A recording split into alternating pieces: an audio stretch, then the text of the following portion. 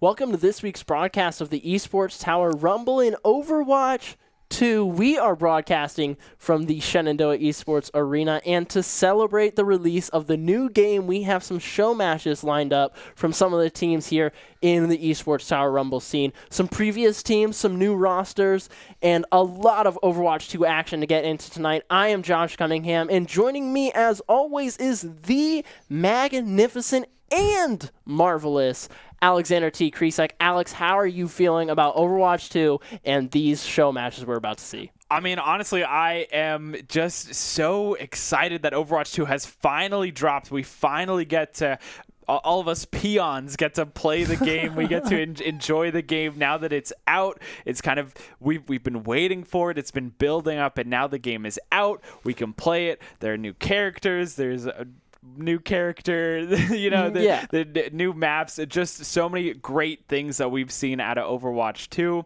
Finally, metas and theory crafting is really starting to be built. So I'm just excited for everything that we're going to see here. I bet the players have been looking online as soon as the game dropped. There is so much content about Overwatch 2, so many like meta guides, map guides, so many things coming out from content creators, and I'm sure the players have been keeping that in the back of their minds, helping kind of expand their theories, expand their tactics that we've already seen from them, and now we get to see even more of that as the community as a whole is just working together to better Overwatch at this point. Yeah, I mean, getting better at the game, improving is the name of Overwatch 2 right now. We're now 2 weeks in to the game. Kiriko's just about to hit competitive, but I mean, man, I'm really excited to see these teams that we've seen in the past on Overwatch 2 in the beta in the last patch now play on the full release version of the game with all the current changes. You know, in the past,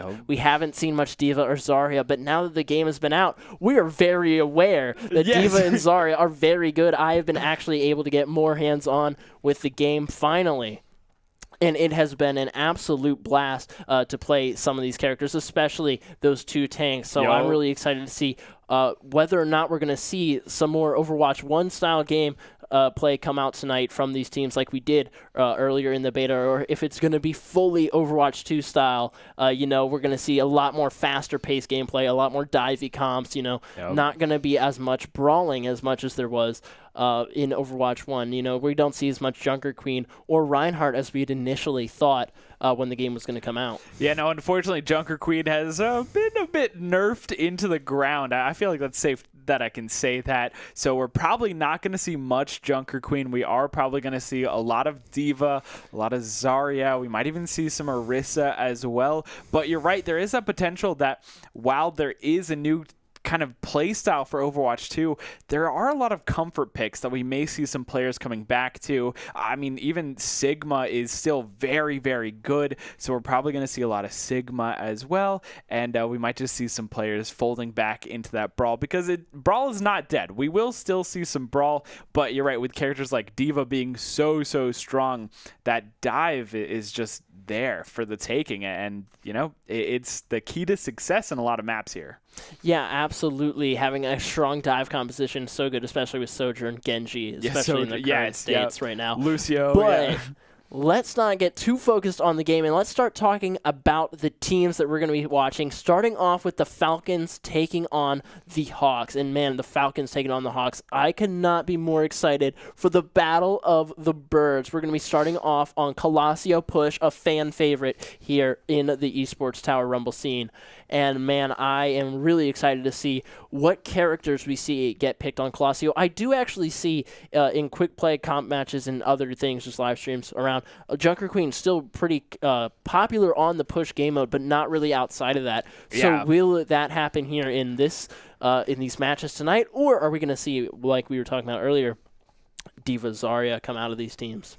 Yeah, I mean, again, as you said, especially on Colossio, I feel like I've seen a lot of Junker Queen, but there are just so many other tanks that do a little bit of what Junker Queen does, but better, that you could really pick. Even Hog has his place here in the meta as well.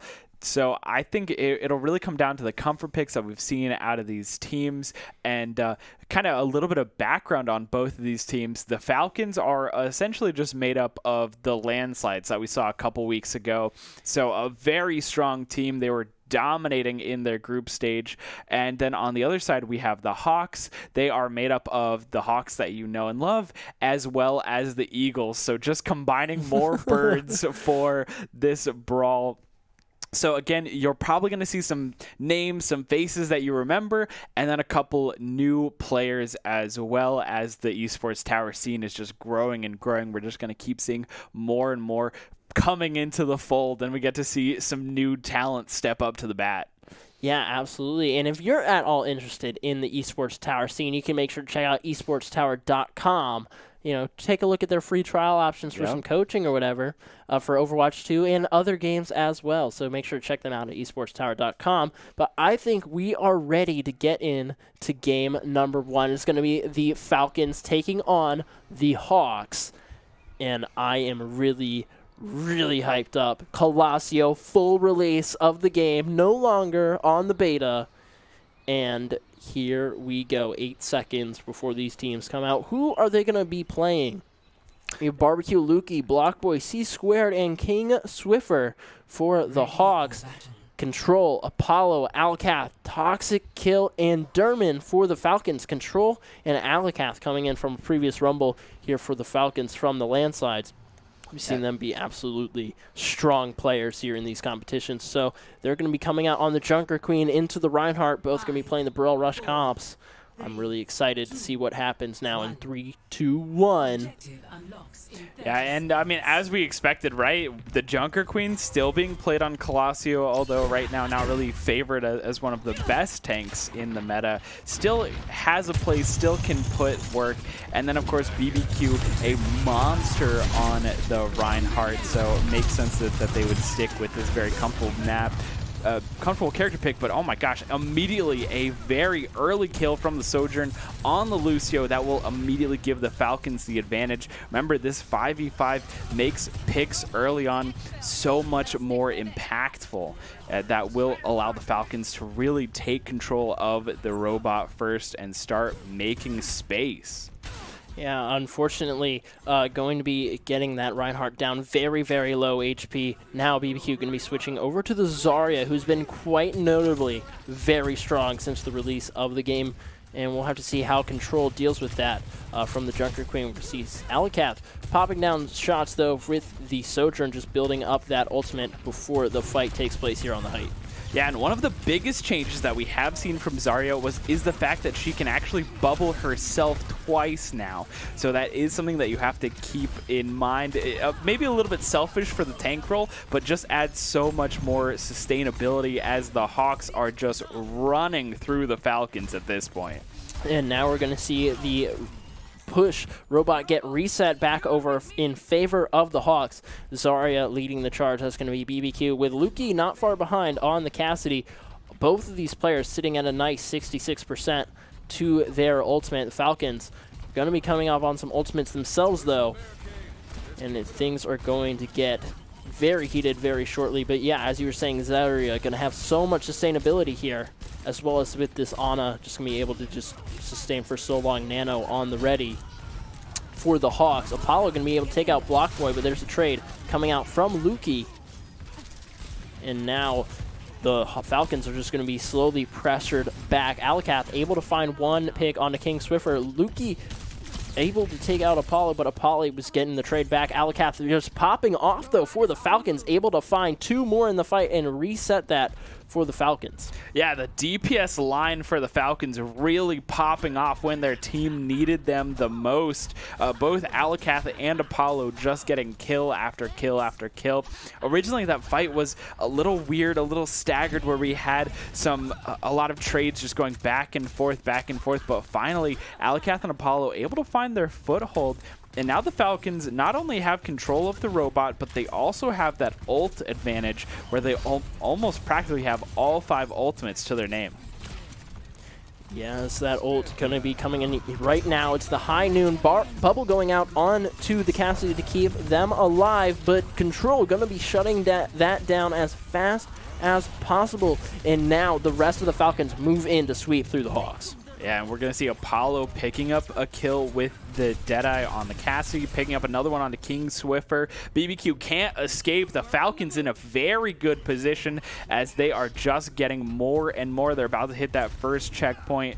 There it is. Very comfortable lead right now for the Falcons, but again, Push has so much time. They still have 6 minutes and 30 seconds on the clock. As long as the Hawks can hold this, which they probably can, because again, spawn advantage, very important here. But wow, Alcath hitting those shots. And we do have the window and the overclock ready for the Falcons once the Hogs decide to make push. Transcendence actually going to be the first ultimate used here, though, to defend. Control able to get a pick onto both of the support lines with help from Apollo, and now we're going to see the blade come out from the Hawks, but it's going to get shut down by the overclock from Alcath. Yeah, that is what the Falcons needed. They are still pushing, still making space. BBQ almost getting away, is able to trade out Alcath before going down themselves, and 100 here. Yeah, Control going to be doing a lot of work here on the main tank role, but Lukey going to be finding the headshots onto the support line of the Falcons, forcing the team off of the objective. Now the Hawks able to retake a little bit of space here on the reset, and man, Widowmaker going to be such a key player here in Overwatch 2 now. As soon as you're able to find those early picks with those clean headshots, immaculate even, like, the fight is basically over, and we saw the Falcons just had to reset. They lost their healers. There's no way they're going to be able to sustain. And Lukey's able to just bounce back over to the Cassidy like nothing even happened. Yeah, I mean, that's the benefit of being kind of pushed back to that spawn, having the spawn so close, as we see Alcath again hitting these shots. But that benefit of the spawn being so close is Lukey can pop out as the Widowmaker, get 2 picks, switch back to the Cassidy, and then push forward. Unfortunately, though, the Hawks only able to make a little bit of space, only about halfway. They weren't even able to touch their metal push. Instead, Falcons regrouped, retreated tactfully, and were able to win out that fight and keep control of the robot, and it's about to start pushing again. The Hawks just don't seem to have an answer right now. Yeah, I mean, aside from getting those early picks, it's really difficult to really match the sustain of a Lucio and a, well, no longer Lucio, I mean Zenyatta, Baptiste, and Junker Queen. They're just able to live for so long. And yeah, I mean, the anti-kill going out onto Block Boy and the rest of the team is just going to do so much from the side of Control. For the Falcons, the Hawks just going to be pushed back here, but BBQ looking to make something happen now as the only tank alive. As I say that, Derman shuts them down though and finds the second pick from the Baptiste. We're actually going to see the High Noon ready on Apollo as well here for this push. Tank not just now going to be walking back from spawn for the Hawks. Yeah, and yeah, it's going to be the Falcons still not able to push across the bridge. Again, this is such a very difficult spot to hold. Wow, Apollo hitting these shots. No one can get by Apollo. No one's looking at Apollo. Apollo just stepped back one way, and the rest of the team went the other way. Alcath and Apollo just trading who is getting the double kills. This Zarya will probably die here, and indeed BBQ falls to the High Noon. Hawks are just rushing to the point, trying to make it. Apollo gonna hit the grenade, taking out the Genji and the Lucio.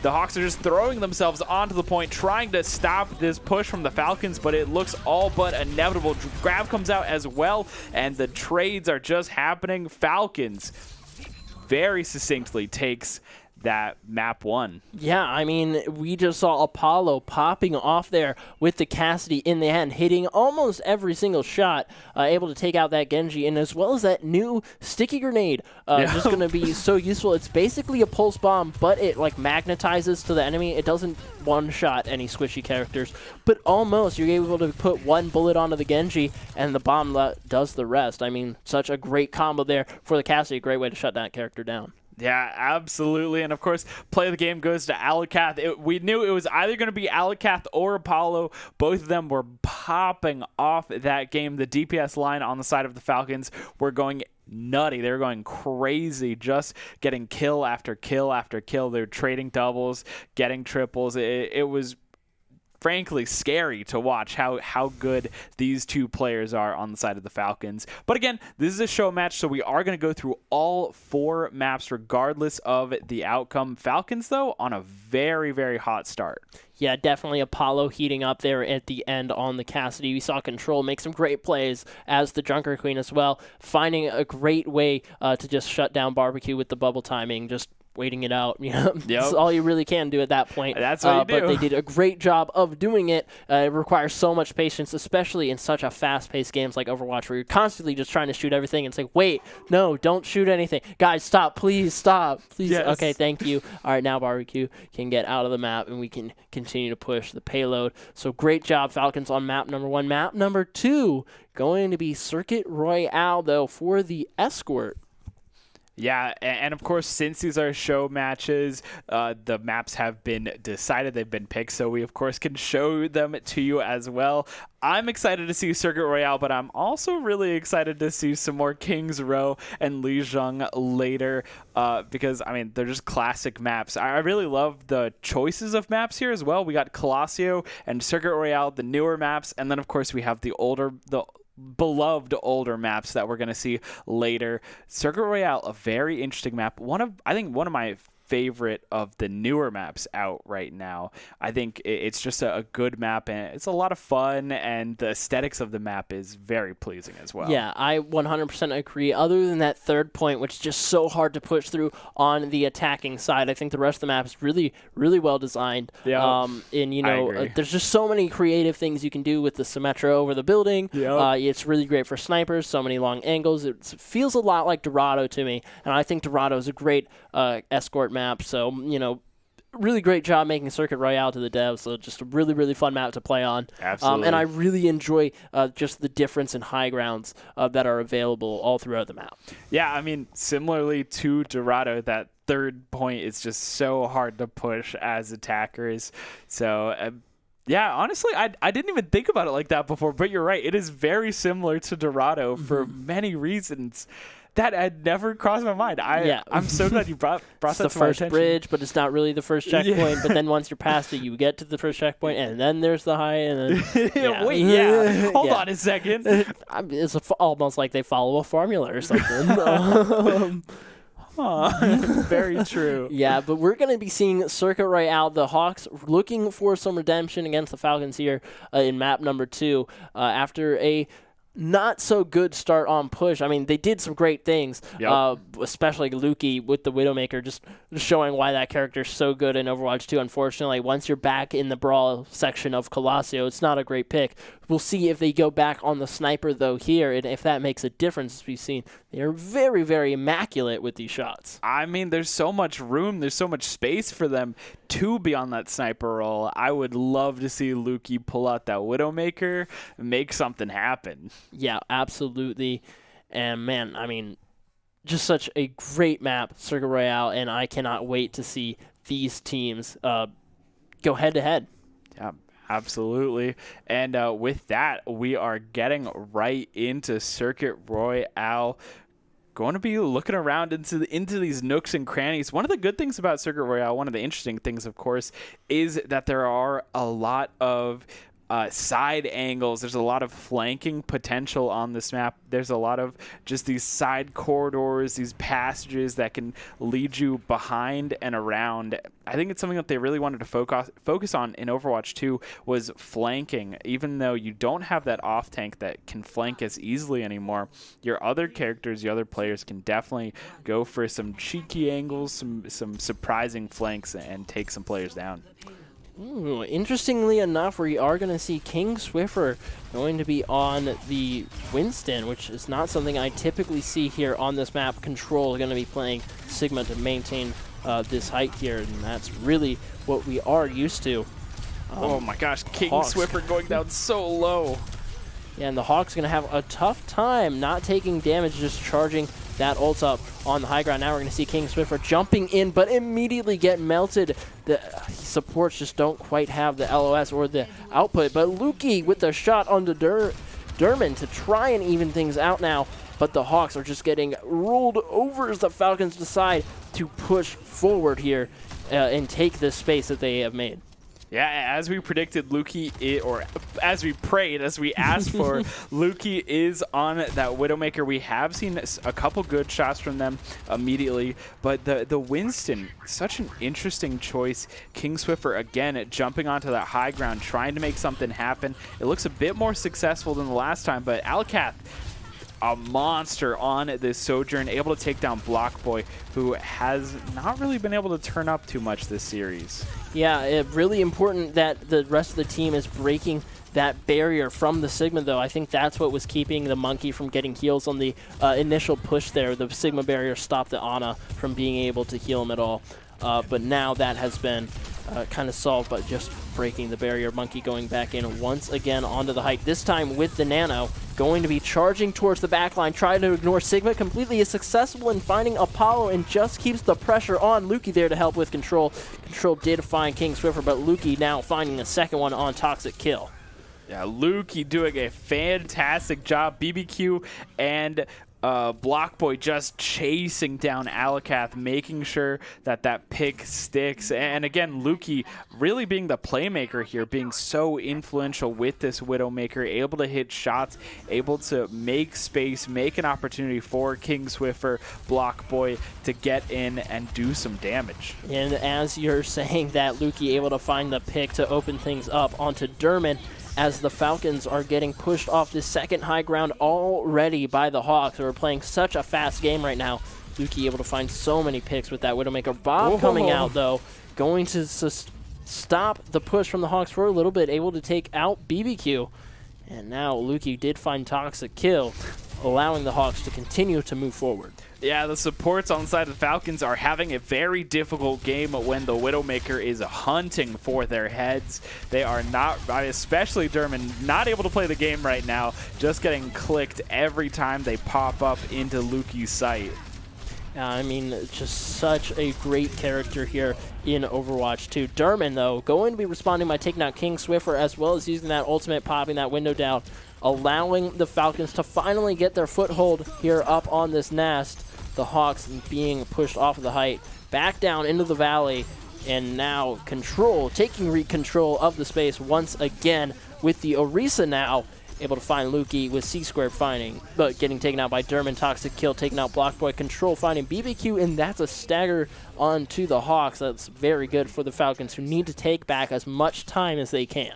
Absolutely. This is a great win for the Falcons, and honestly a great character switch here from these players. We see Apollo now on to that Sombra, which again, a very strong character right now. EMP does damage as well, 40% when you hit. As well as I forgot about that from EMP. Oh my gosh. It's so strong. Yeah, you could just follow up. If your team is there, you just basically get free kills because they can't do anything.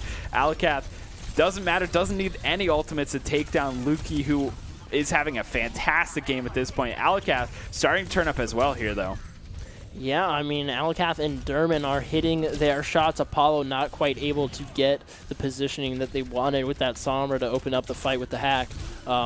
Unfortunately was not able to take Lukey, but Lukey responding immediately to the Sombra pick with a Pharah pick, noticing the lack of hit scan. Alcath going to have a bit of a less tricky time, but, you know, the Sojourn rifle noticeably is much slower shooting, I think, than, like, Soldier's rifle. Yep. So, you know, the bullet velocity is just that much slower, so much harder to hit these flyers. In my opinion, I could just be bad. But, you know, we're going to see Lukey now on the Echo.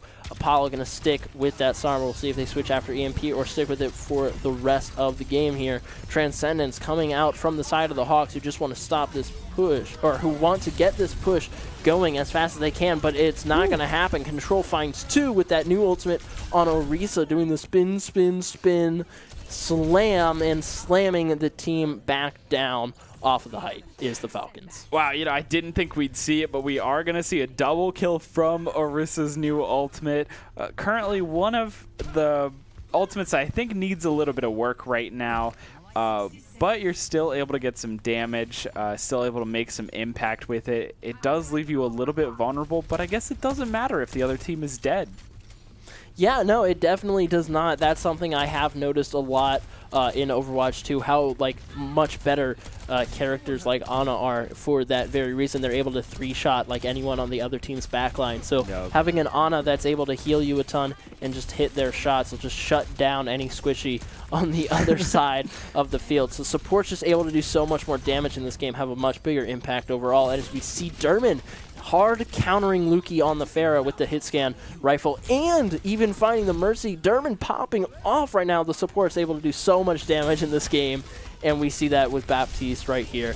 And Derman just finding all the headshots. Yeah, finally when Derman is not being oppressed by the Widowmaker, able to break out and do something here. Wow, we are really getting the full kit of Orisa on display. It has been changed. It is very different now, but I think it's more fun. Orisa, I think, is more fun to play because of the changes. Yeah, honestly, I think the developers tried to make her a lot more like D.Va. You know, her E is much more like an E. She can move a little bit quicker when she uses it. She's able to lock down some space, not with Defense Matrix, but with her Fortify. So, you know, it eats damage. You know, they're not really able to hurt you when you're in that state. So, like, you know, it's not quite Defense Matrix, but they're trying their best to make Orisa a good alternative pick to D.Va. Unfortunately, D.Va has the fly ability, but Orisa's still going to be really, really good here, and we're going to see the Falcons stick with it. Another ult ready for control, and here it goes, already being used to find Blackboy. Yeah, and remember, we are on overtime here, so the Falcons just need one good win. Control and Apollo trying to start it out. Owlcat getting a next kill as well. C-Squared able to find a kill onto Apollo, but it is too little too late, as the Falcons will stop that before they get to checkpoint 2. Yeah, and that's a great first round for the Falcons, stopping it on the height. The Hawks are going to have a tough time in front of them. If they're able to maintain that first high ground on the bridge, though, for an even similar amount of time to the Falcons, I think they'll be in a very good spot. We'll see the Falcons try to go really quickly, though, around that first corner, I think. Yeah, I really liked how the Hawks started out. Luki was on fire on that Widowmaker, just clicking heads and making so much space for the rest of their team. The Falcons, though, also doing a great job of adapting, switching up their team comps, and then holding that second checkpoint so well that I think the Hawks were starting to adapt, starting to switch it up, but it was too little too late at that point. They didn't make that adaptation fast enough, and the Falcons were able to just get the better kind of end of that deal at the end of the day. And interestingly enough, Is that a Doomfist we're looking at here? I think that's a Doomfist, but that definitely looks a little bit odd to me in the profile thing. Yeah. I don't know if that's just how it is or what. But I do believe that is the profile picture for Doomfist. Yeah. One of the biggest changes we've seen here is Doomfist no longer a DPS character, but now a tank, and still kind of struggling to find their place in the meta. Doomfist is not really. He's kind of all over the place. You know, he still does a little bit of damage, but the biggest thing that we're going to see is the newest character, Kiriko, is going to be played on both sides. A very interesting character, has a cleanse ability that will be very, very big for a lot of these ultimates in the game. Yeah, that cleanse ability going to be so good to stop any debuff. So a Discord Orb, anti-heal, anything like that, just going to be completely wiped out, as well as her ultimate able to reduce cooldowns for anyone that's standing inside of it on their team. Such a strong character, and they do the damage of Genji, as we see Derman able to find Blockway, Barbecue getting shut down. Owlcat finding King Swift for the Falcons, like I said, looking to explode onto this first point. Luki going to be on the far, able to get back, but the Hawks now going to have to set up on the second high ground already. This first checkpoint looking to go the Falcons' direction. There is still a chance, though. It's going to have to come out fast, though, from the Hawks on the retake. Yeah, I mean, we were talking about it earlier. You said the Hawks needed to have a hold similar to the Falcons, and unfortunately, they just weren't able to do it.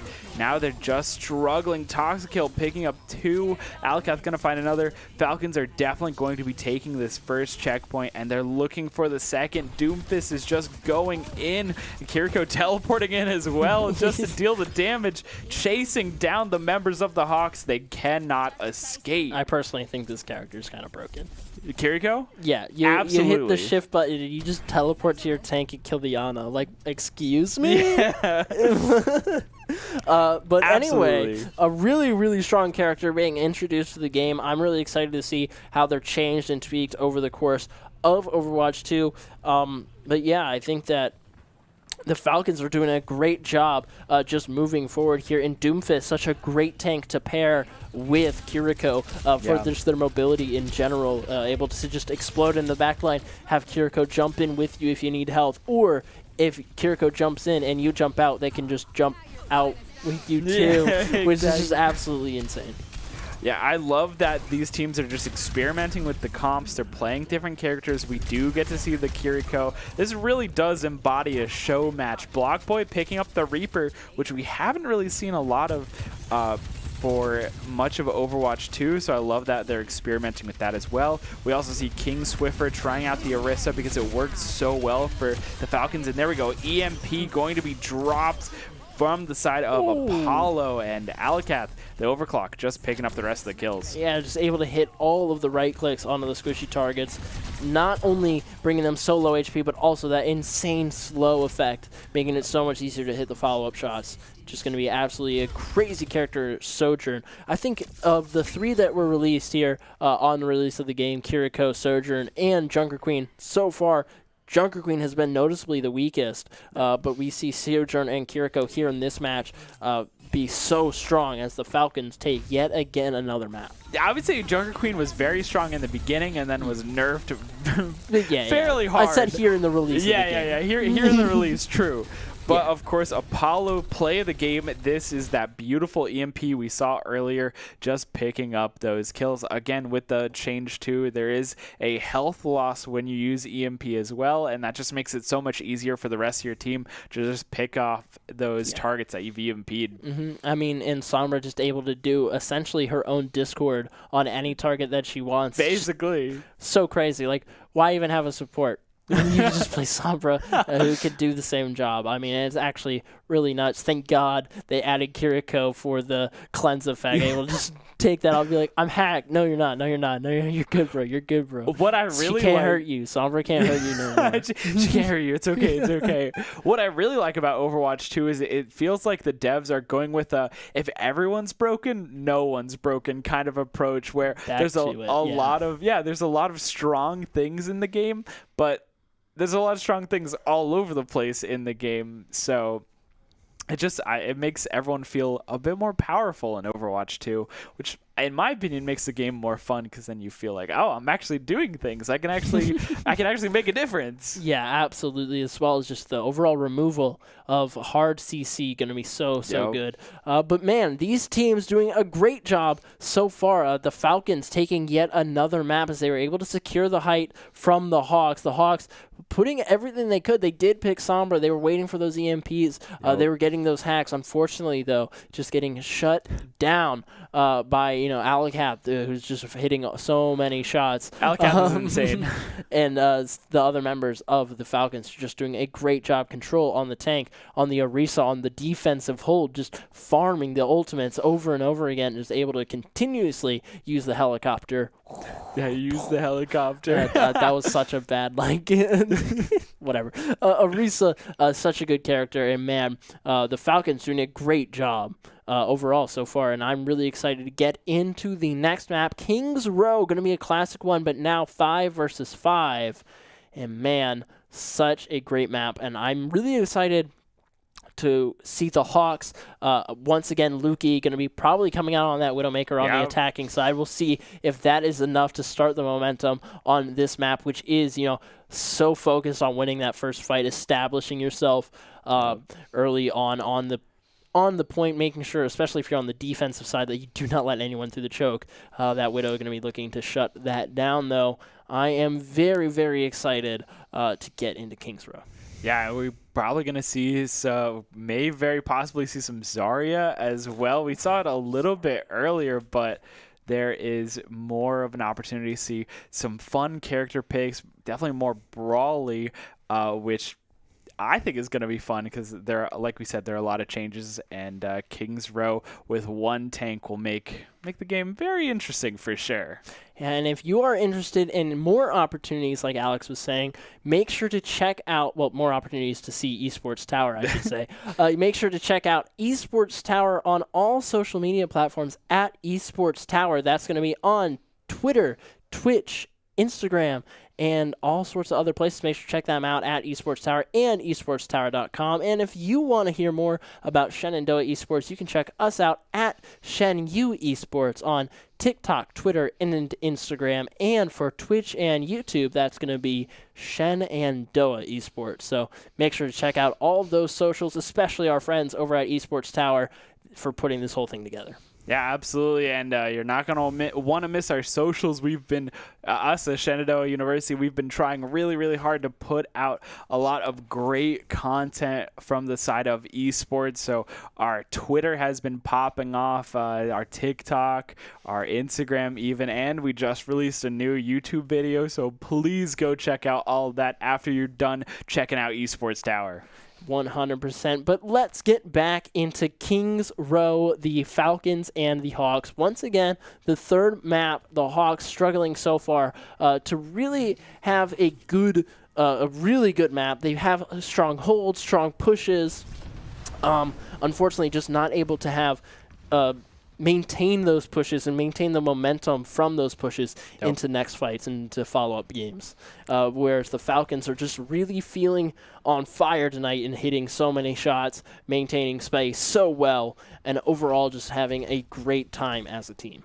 I completely agree. The Falcons have been looking fantastic. And again, both of these teams, the Falcons and the Hawks, have been looking amazing because of their very flashy DPS players. On the side we have of the Falcons, we have Alcath and Apollo, who have been making plays all night. And then on the side of Hawks, of course, Lukey has been going crazy now on that Widowmaker. Blockboy has been a little bit quiet, and I'd really like to see them start making some noise here on King's Row while they're on this Reaper pick. Yeah, Reaper going to be really interesting in the brawl. Going to have a lot of sustain for themselves. Alcath finding Lukey. That's not going to be too bad for the Hawks. They are going to have the respawn advantage here, and the Widow pick it's Widowmaker at the start of King's Row. Yeah. We're going to see a Lukey swap over to Cass, though, to be a little bit more effective up in the front line as the Hawks get ready for their second push.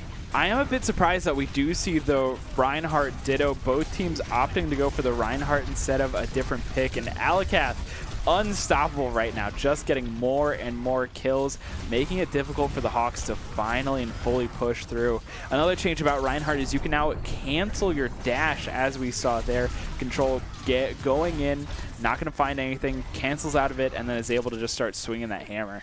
Yeah, I really think the Reinhardt picks come down to the idea of the comfort picks that we were talking about a little bit earlier from some of these teams. Yep. You know, obviously it is some show matches tonight, not going to be the most competitive atmosphere. So, you know, you're going to want a place to have some fun, maybe swinging the hammer. It's just what both tanks decided they wanted to do this game. And swing the hammer, they will. The Shatter going out onto the Nanoed Reinhardt, who's now going to be jumping into the other team's backline. The Hawks are going to be reset, though, as Alcath able to find the last two.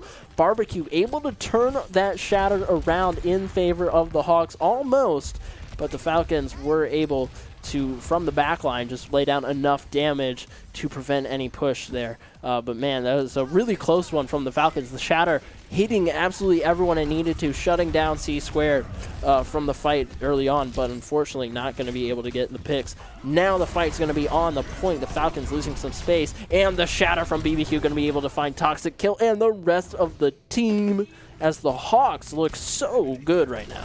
Oh my gosh, what a fantastic Shatter on the side of BBQ. It does do a bit more damage, and it has less stun time.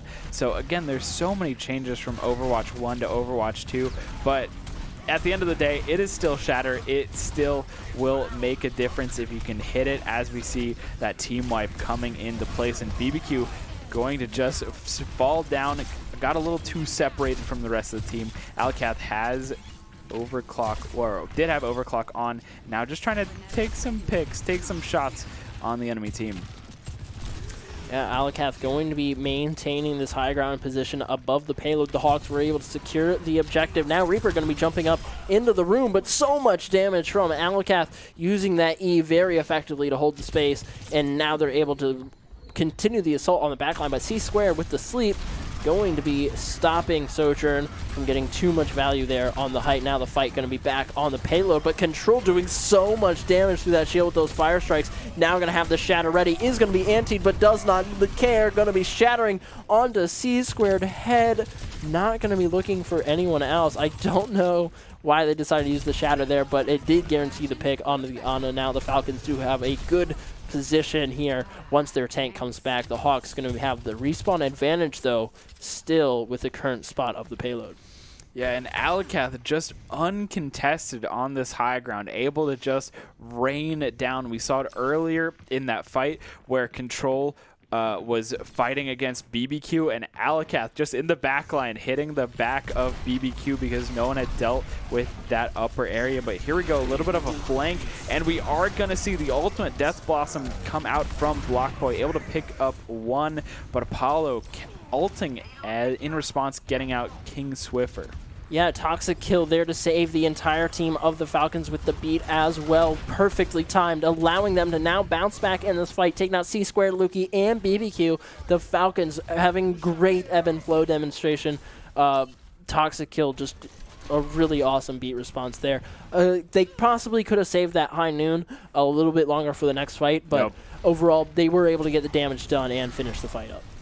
Yeah, and every time it looks like the Hawks are able to take a fight, like that Death's Blossom was in the right place at the right time, the Falcons somehow able to turn around, and Control trying to hide in the backline almost picks up one. Not quite able to find that pick that they were looking for. C-Squared getting very lucky. Gonna get slept, but is back in the fight, and that Immortality Field doing so much. And Alcath once again just needing to hit all of these right clicks with the overclock. Gonna be so successful, getting a team kill for the Falcons as the Hawks try to regroup in spawn once again. But man, Alcath gonna be so powerful with that Sojourn. And now look at this. They have the high ground. The shatter comes out. They're going to find one pick. They're spawn trapping them. The Hawks cannot escape. The Falcons really just asserting themselves here. There is no escape. A minute left for the Hawks, and they can't even leave their spawn to go touch payload. I mean, this is so bad if you're the Hawks. They are going to have to really struggle to get out of here using all their abilities in tandem to get back over to the payload. The Falcons realizing they do want to go play on the objective, deciding to not risk opening up too much space. Reading the Hawks play is going to be Control diving right in with the charge. Unfortunately, BBQ able to get the better of the Ryan 1v1. Apollo did find the trade, but it's the rest of the teams now battling it out around the point as they wait for their tanks to come back. Alcath going to be finding both DPS members for the Falcons, though, and now, man, Apollo there to take out King Swiffer, and that's not good for the Hawks as the support line also gets sent back to spawn with a hard stagger. I don't think the Hawks are going to be able to get back as a team onto this point in time. Now BBQ trying to make some plays, going to get caught up by the pipe. Does have enough time to touch, just barely. Does have shatter window coming out, and same with beats on both sides. We're gonna an interesting interaction as Apollo picks up two with the high noon. The high noon, more shatters almost ready. The hammer continuing to be swing. The Falcons getting the better of it in the end, though. After all the ultimates were used at the exact same time, the Falcons ended up coming out on top. Good job to the Falcons. The Hawks, unfortunately, just going to be slightly staggered off of spawn by that last fight where the Falcons did such a great job, perfectly timing the executes onto the tank first, waiting a little bit, Yep. taking out the DPS, waiting a little bit, taking out the support. Such a great job from the Falcons there to win that game. Well, to win that round, win that round, yeah. As Game's now not quite the over. Hawks are going to have their turn on defense. The Falcons going to have to push through and get that payload farther. I think the Hawks, if they want to win this game, if they want to win this map, they're really going to need to hold here. We've seen teams do it before, and I think the Hawks can do it again. But the Falcons have been looking so strong. They've been looking on fire all night that it will really take everything the Hawks have in them to dig deep and hold this first checkpoint. I mean, it's going to be a tough one, as well as the Falcons are feeling really good right now. Control doing such a great job on the Reinhardt with that tank. Toxic kill. Absolute Lucio beast right now. Yes. With these bees. We saw them have two really, really well-timed ones in the last push alone. So I'm really excited to see the Falcons try and push through whatever defense the Hawks set up here. And interestingly enough, we're going to see Blockboy on the Junkrat. Which is going to offer a lot of shield break for the Hawks to hopefully shut down Control's shield as fast as they can, but Control's going to be immediately moving through with the Lucio as fast as they can. Sojourn going to be able to create a little bit of space in between the team, though, and now Blockboy looking to create a good opportunity with the flank now on the backline. Shield going down. Oh, Lucio getting very low, and there it is, Barbecue with the Fire Strike, able to get the pick, and that's not good for the Falcons, who now do not have that amp speed to move them towards this objective. Yeah, and the Falcons kind of caught off without their Lucio.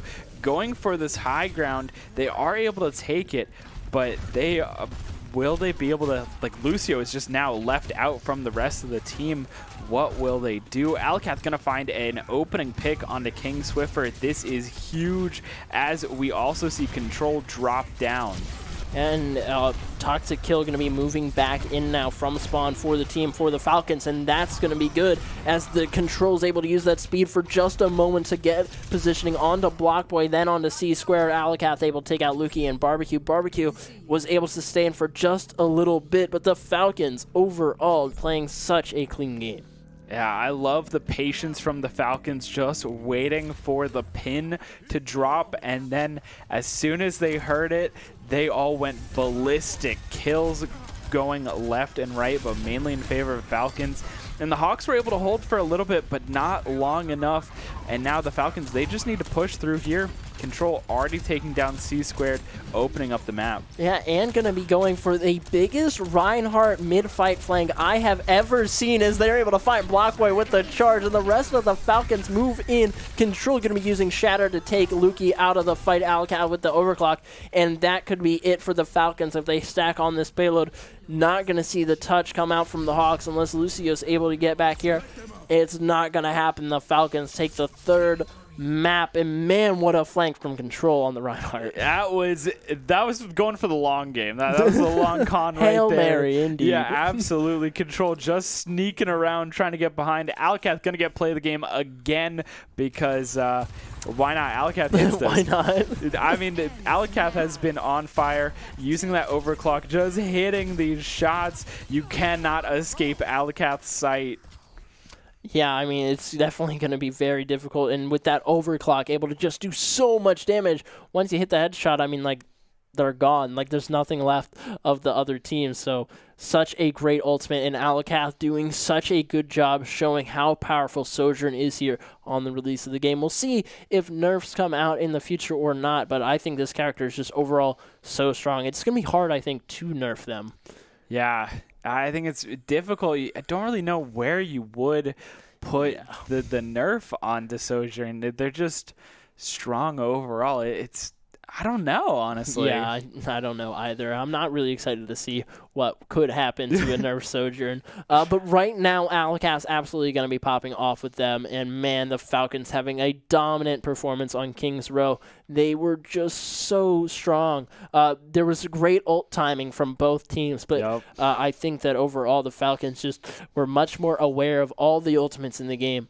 that were active at the same time, and did a great job, especially Toxic Kill, building beat up and having great timing just to save the entire team. I think it happened at least 2 or 3 times for the Falcons. So we've seen it a couple times in this series, just overall.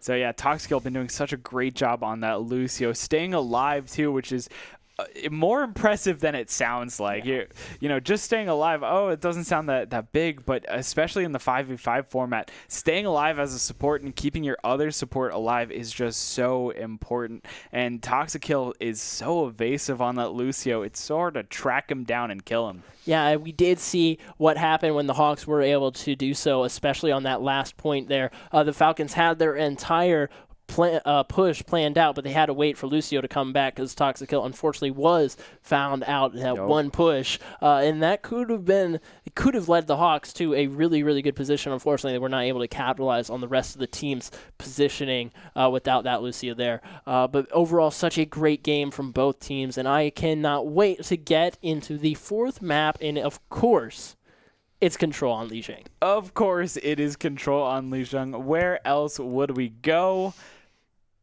Nepal. We could go to Nepal, but Lijiang is the map that we are going to. A fan favorite, one of my personal favorites. We see it all the time, and for good reason. I think it's a very good Control map. It's a lot of fun to play on, and now we get to see it in Overwatch 2. Yeah, and with the hopefully Orisa helicopter spin on the bridge. I don't know if you've seen that at all in any of your games of Overwatch 2 yet, but not any of my games. One of my favorite thing to do or to watch my tank do is play Orisa on this map. Well, not this particular map we're seeing them fly through of, not Market, but the one with the bridges gardens.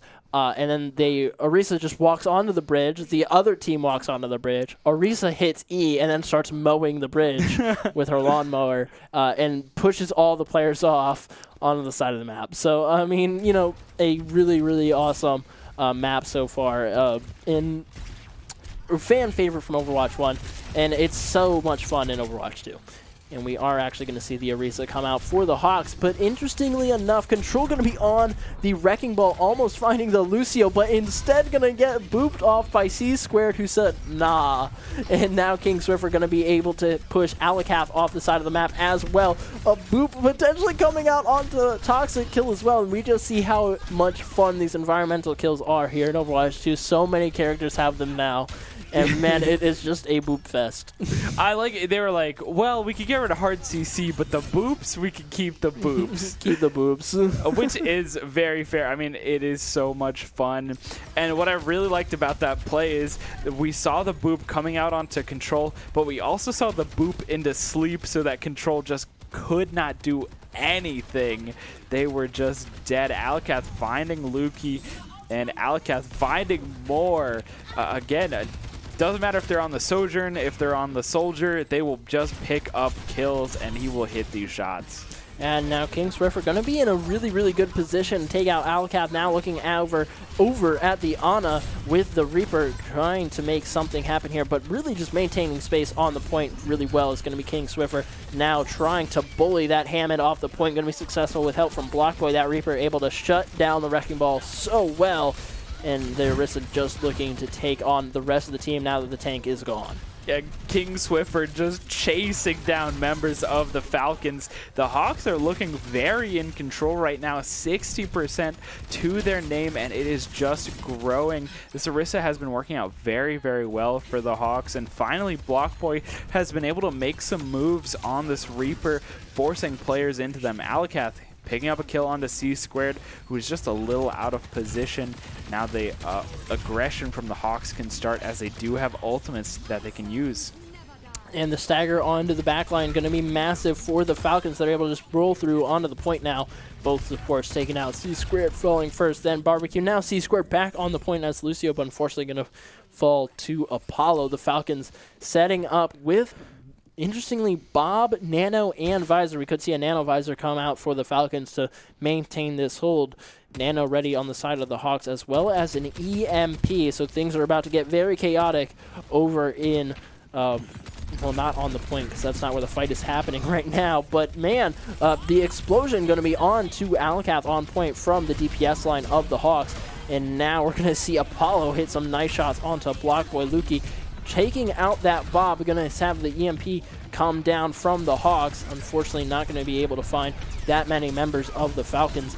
Were able to stop that lift, but not for long. And the hack actually going back out to stop. I hate that so much that happens, by the way. the hack stops Sigma's ult. It doesn't stop any other ult in the game, but when he's lifting people and you hack him, it stops the... It's so stupid. But, like, man, the Falcons are doing such a great job, even despite that hack onto the Sigma ult, to push through and get the entire team of the Hawks off of the point once again. And, man, they're looking so strong. The Hawks only need to stay on point for, I think, 11-ish seconds once they are able to regain control, but it's going to be quite difficult. Yeah, the Falcons, I really thought positioning was going to go to the Hawks. I thought they were going to be able to take control, but Falcons somehow able to keep control of the point, and they're just about to touch that same percentage that the Hawks are on as they win this fight. Alcath, Derman just picking up kills left and right. That's the team down for the Hawks. They have one more push to go as we're at 90% for the Falcons.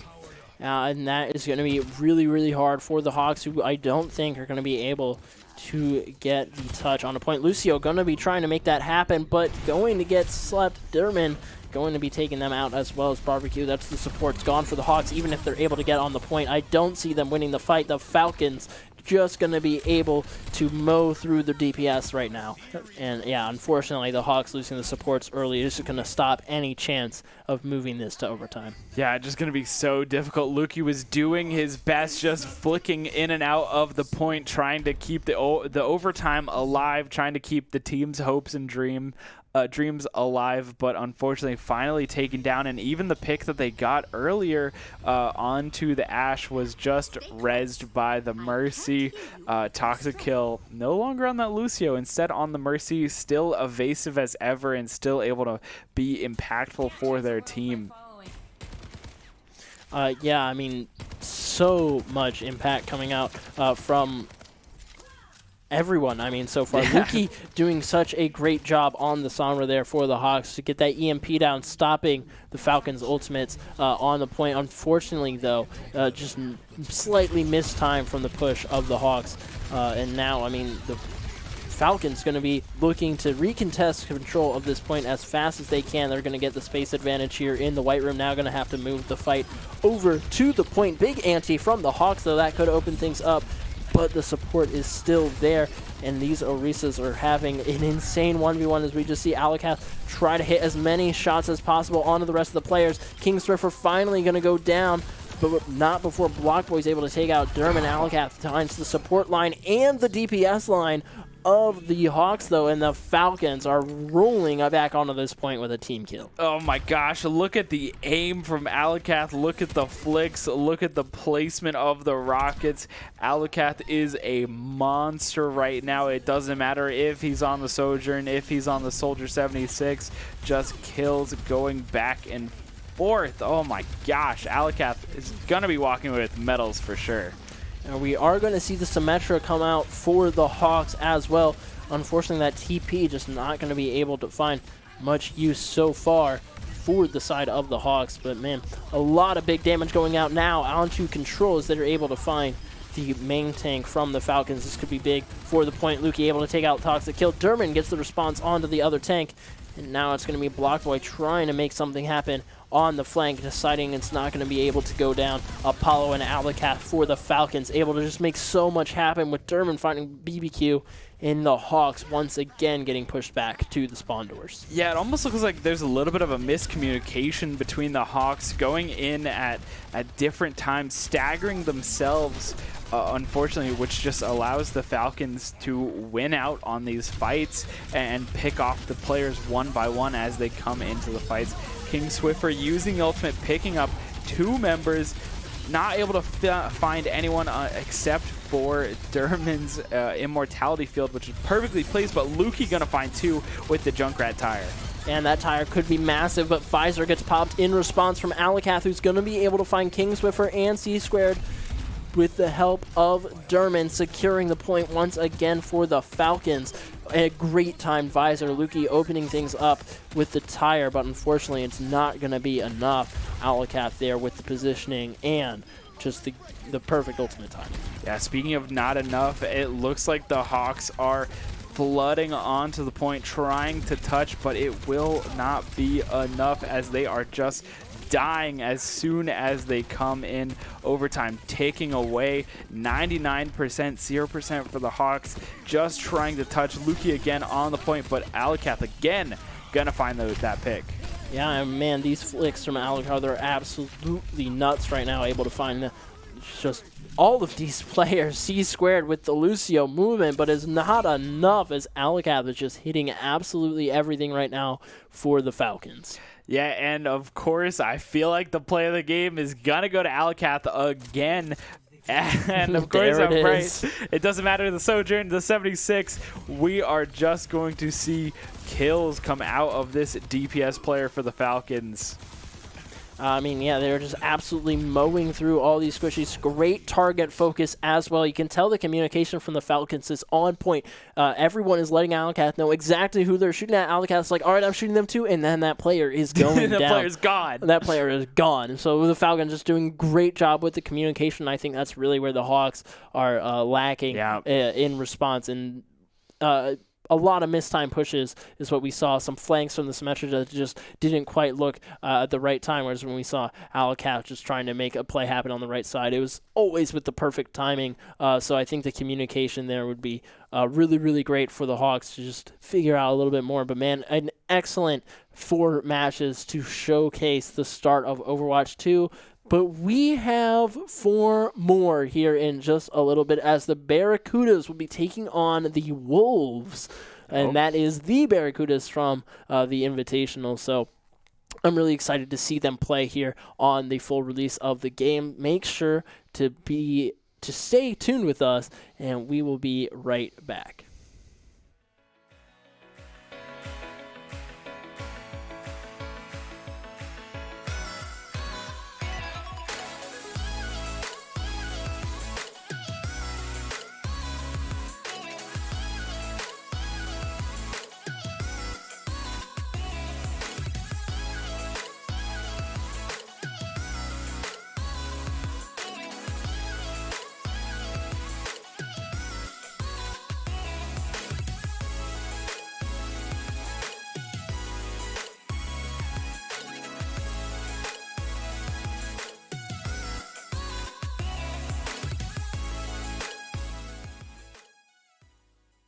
You want to rank up in Overwatch or Valorant?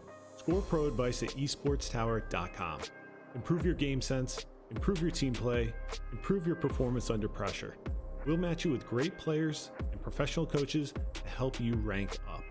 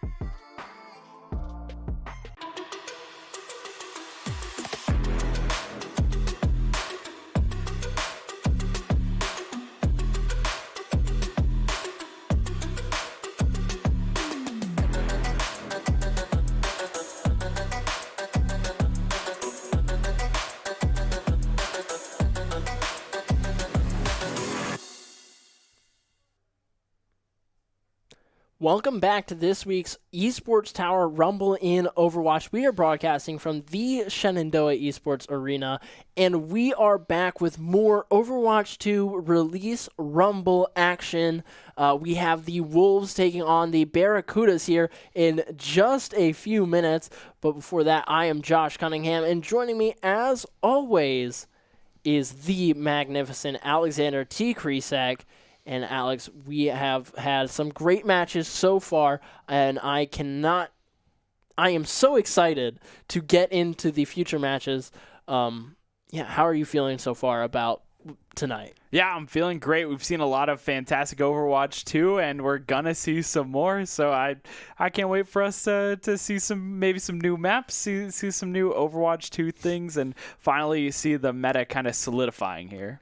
Yeah, absolutely. But before we get into any more gameplay of Overwatch 2, we have a very special message from our friends over at Esports Tower. We would like to take a moment to congratulate all of the Esports Tower Club members who have graduated from the clubs and have been offered scholarships across the country. Over the last 3 months, Esports Tower Club members have received over $3.6 million in scholarship awards. These students have not only worked hard on their in-game play, but worked very hard academically and have earned these scholarship opportunities.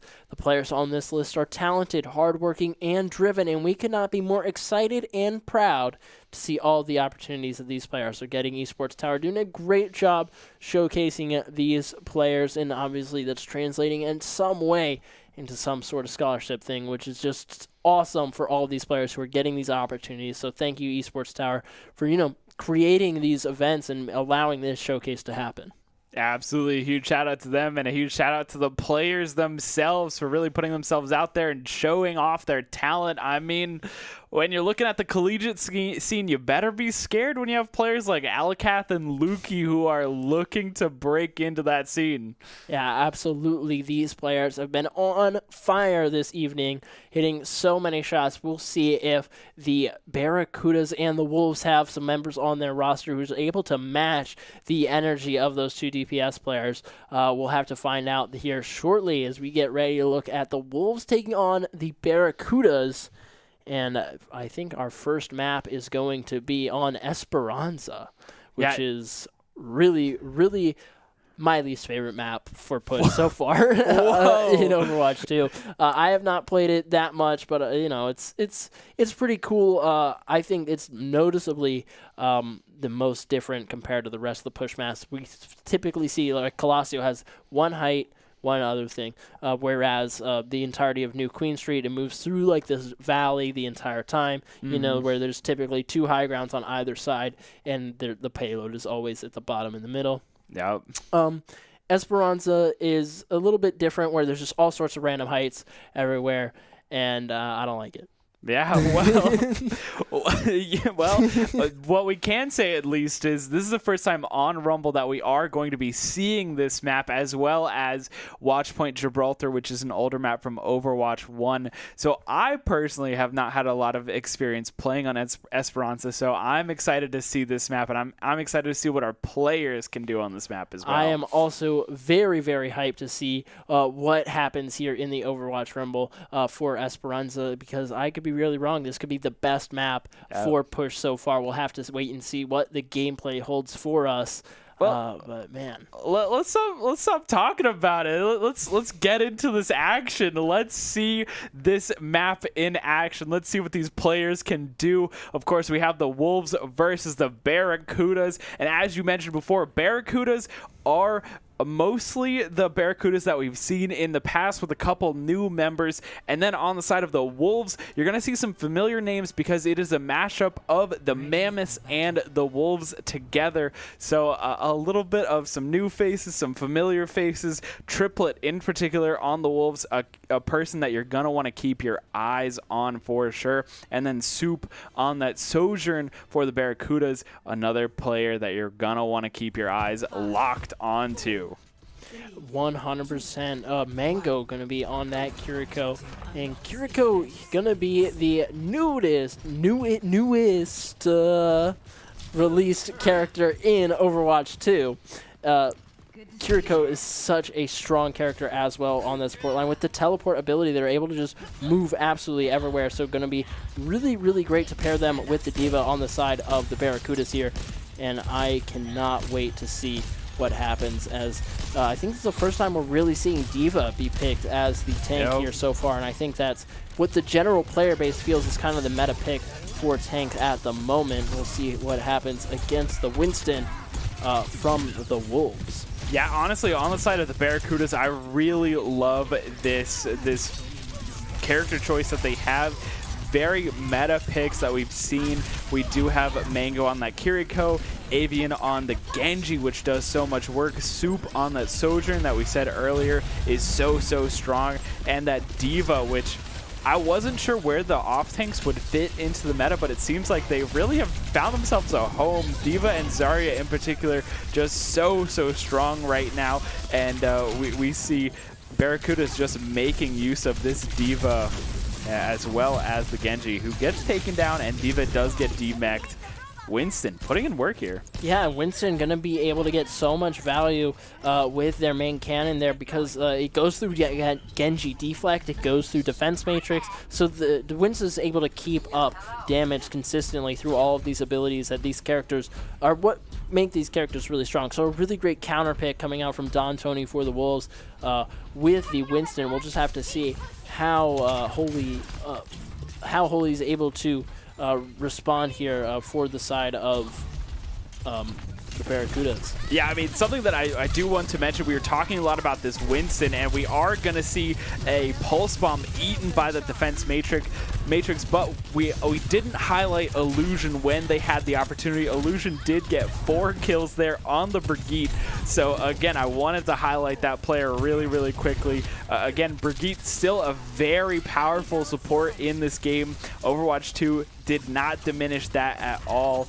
But back to the action. Soup finding kills on this Sojourn, and the Barracudas 5 ultimates to their name. They are pushing. They have the advantage, and they're going to take back some space here. Yeah, Kiriko with that new ultimate going to be able to reduce the cooldowns for the entire team of the Barracudas here for anyone that's standing inside.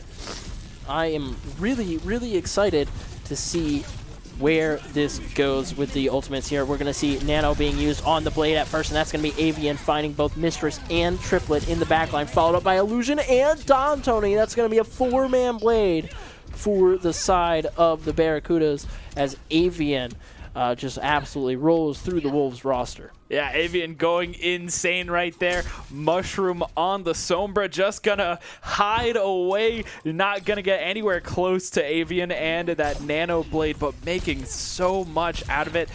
Barracudas didn't even need to use their other 3 ultimates, so they have that. And there we go, Nano on to the Monkey as Don Tony jumping into the Barracudas.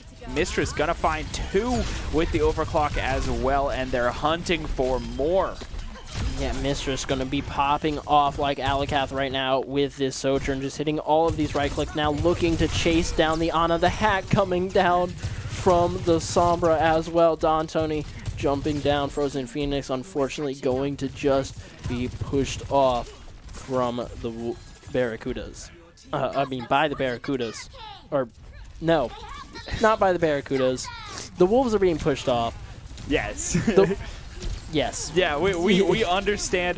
Good thing to note on the Barracudas is they still have those 3 ultimates available to them. They took the fight, and we are seeing that we potentially had the side switch. So forgive us, please. It appears that the Wolves are in red and the Barracudas are in blue. So the Wolves still keeping their ultimates as we see Barracudas, Don Tony using the Primal Fury and the Rage to get a team wipe there. Yeah, I mean, a really great start for the Barracudas, who are able to just push through all the way past the second checkpoint, already almost to the third. Frozen Phoenix falling to Don Tony once again, and Don Tony's doing a great job of finding this Ana in almost all of these fights and just completely taking them out of it before things really get going. The Wolves looking to respond now. Sojourn building up that overclock once again. Avian ready with another Blade almost here after this next fight, I would think. 60% already. Now going to be looking over at the Brig, going to be finding Illusion to open up the fight, trying to take out the Ana.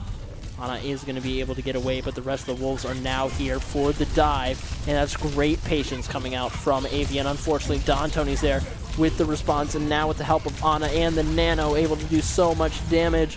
The Wolves being pushed off of this. They had the patience. They waited for the right time, but Don Tony jumped in at the perfect moment to shift that back in favor for the Barracudas. Oh my gosh, and the Barracudas winning out that fight. We even saw Triplet just using the cover, using that small room to take advantage of the Diva play, taking advantage of the Ana sleep and the nade, doing so much, able to get that pick, and Avian just gonna have to dash out as Barracudas are just doing so much. EMP gonna get dropped, finding four members of the Wolves. Triplet gonna find one, Mistress finding two, Mushroom gonna find one as well, and that will end the game.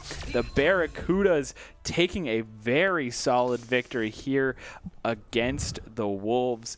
Play of the game going to be going to Avian. It has to be that Nano. It has to be that Nano Blade, of course. The Nano Blade, that's right. I always say Genji Blade. Like it is Genji's Blade. It is Genji's Blade, but it's very, very powerful, supercharged up by the support line Genji Blade. And there it is. We see Avian able to just hit absolutely everybody with it. And man, what a great Genji player from the Wolves. I mean, Barracuda is doing a great job to win, but that was definitely a momentum-shifting play for the Wolves. Unfortunately, Don Tony's leap back into that one fight after the Wolves were so patient with the Donna dive was able to turn things back over once again for the Barracudas, who did just such a great job in that fight. Yeah, and I think the fun part about how the showcase format is that it takes a lot of the pressure off. These players aren't in tournament. They can just show off their skills. So even if the Wolves are losing, Avian can still show off a beautiful Nano Blade, can still show off a beautiful 4K, and Don Tony can go a little crazy on the Winston. Yeah, I mean, and a great start for the Barracudas here, taking that push map. Don Tony doing absolutely phenomenal on the Winston. Like we were saying, I thought the Diva was going to just be able to get so much more value, but the Winston's just able to counter the Genji, the Diva, as the Lightning just goes straight through the defense matrix, goes straight through that blade, through the deflect, so it's just going to be so useful. Yeah, and we are looking at our next map. Of course, we talked about it a little bit before, but it is going to be Gibraltar Watchpoint, or Watchpoint Gibraltar on that Escort map. Another map that we haven't seen here with the Rumble series. I'm excited. If I'm going to be 100%, I'm not a huge fan of this map, but it does have a lot of high ground and a couple of small changes that we have seen from Overwatch 1 to Overwatch 2. With the removal of some of the tanks, there are a couple more covers on the high ground that have been added by Blizzard. So especially that first high ground, there's another little block that you can hide behind because you don't have a shield to hide behind instead. Yeah, Gibraltar going to be so much fun to play now on 5v5. You know, I think that there's just a lot of really great flanking opportunities on this map. The height difference is very noticeable, but it's really hard, I think, in comparison to a lot of others. For a lot of characters to just bounce between back and forth, and and everywhere. And Gibraltar's just such a great map. I really hope we get to see Winston once again. Don Tony did such a great job in the first map. Hopefully we'll see a mirror pick come out this time from the Wolves and just see more Winston tonight. We'll have to wait to get into game, though, here as the Barracudas take on the Wolves once again. Yeah, and they will do it 3 more times, taking on both of these teams looking so strong. I know the Barracudas had a very strong performance at the end there, but the beginning of the map, they were just so back and forth, and I really do want to highlight the Wolves players who have been going amazing, and we've seen so much out of all of these players. So the big thing I'm looking at right now is Mushroom on that Widowmaker. Yeah, that Widowmaker going to open up so many opportunities potentially for the Barracudas as they take position Once those gates open here, we're going to see a potential for a pick come out, or the Wrecking Ball coming out for the side of the Wolves. Frozen Phoenix tries to take out one. Soup going to be able to counter that Widowmaker with a Widow of their own, though, taking out Mushroom. That's opening things up for the offense significantly. Don Tony holding in this room, but Frozen Phoenix able to get in on the back line for the Wolves now, and we'll see if they're able to get any value or have to go back out. Frozen Phoenix not going to be able to get the pick. Unfortunately, not going to have any DPS really moving in there with them, as both the DPS are... we do have Avian on the Tracer for the Wolves. Not going to be there with the ball, though, unfortunately, and Mistress and Mushroom each going to be able to find a player of the Wolves as Soup falls, and so does Frozen Phoenix. Yeah, Frozen Phoenix just got caught out in a very unfortunate spot. That sleep coming in at the perfect time for the Barracudas. Frozen Phoenix just collapsed upon by the rest of the Barracudas. And now Don Tony, as you asking, you shall receive. Don Tony still on this Winston, making so many plays. Mushroom finding another pick onto the Zenyatta. Doing it. I love these sniper battles, especially now that we have Soup on the Widow as well. We are just going to see shots being fired across the map here. Yeah, Don Tony doing a great job just moving in, taking some space, making sure that the Wolves are not able to pressure it, and then just moving back out. Then just doing it again. Yo.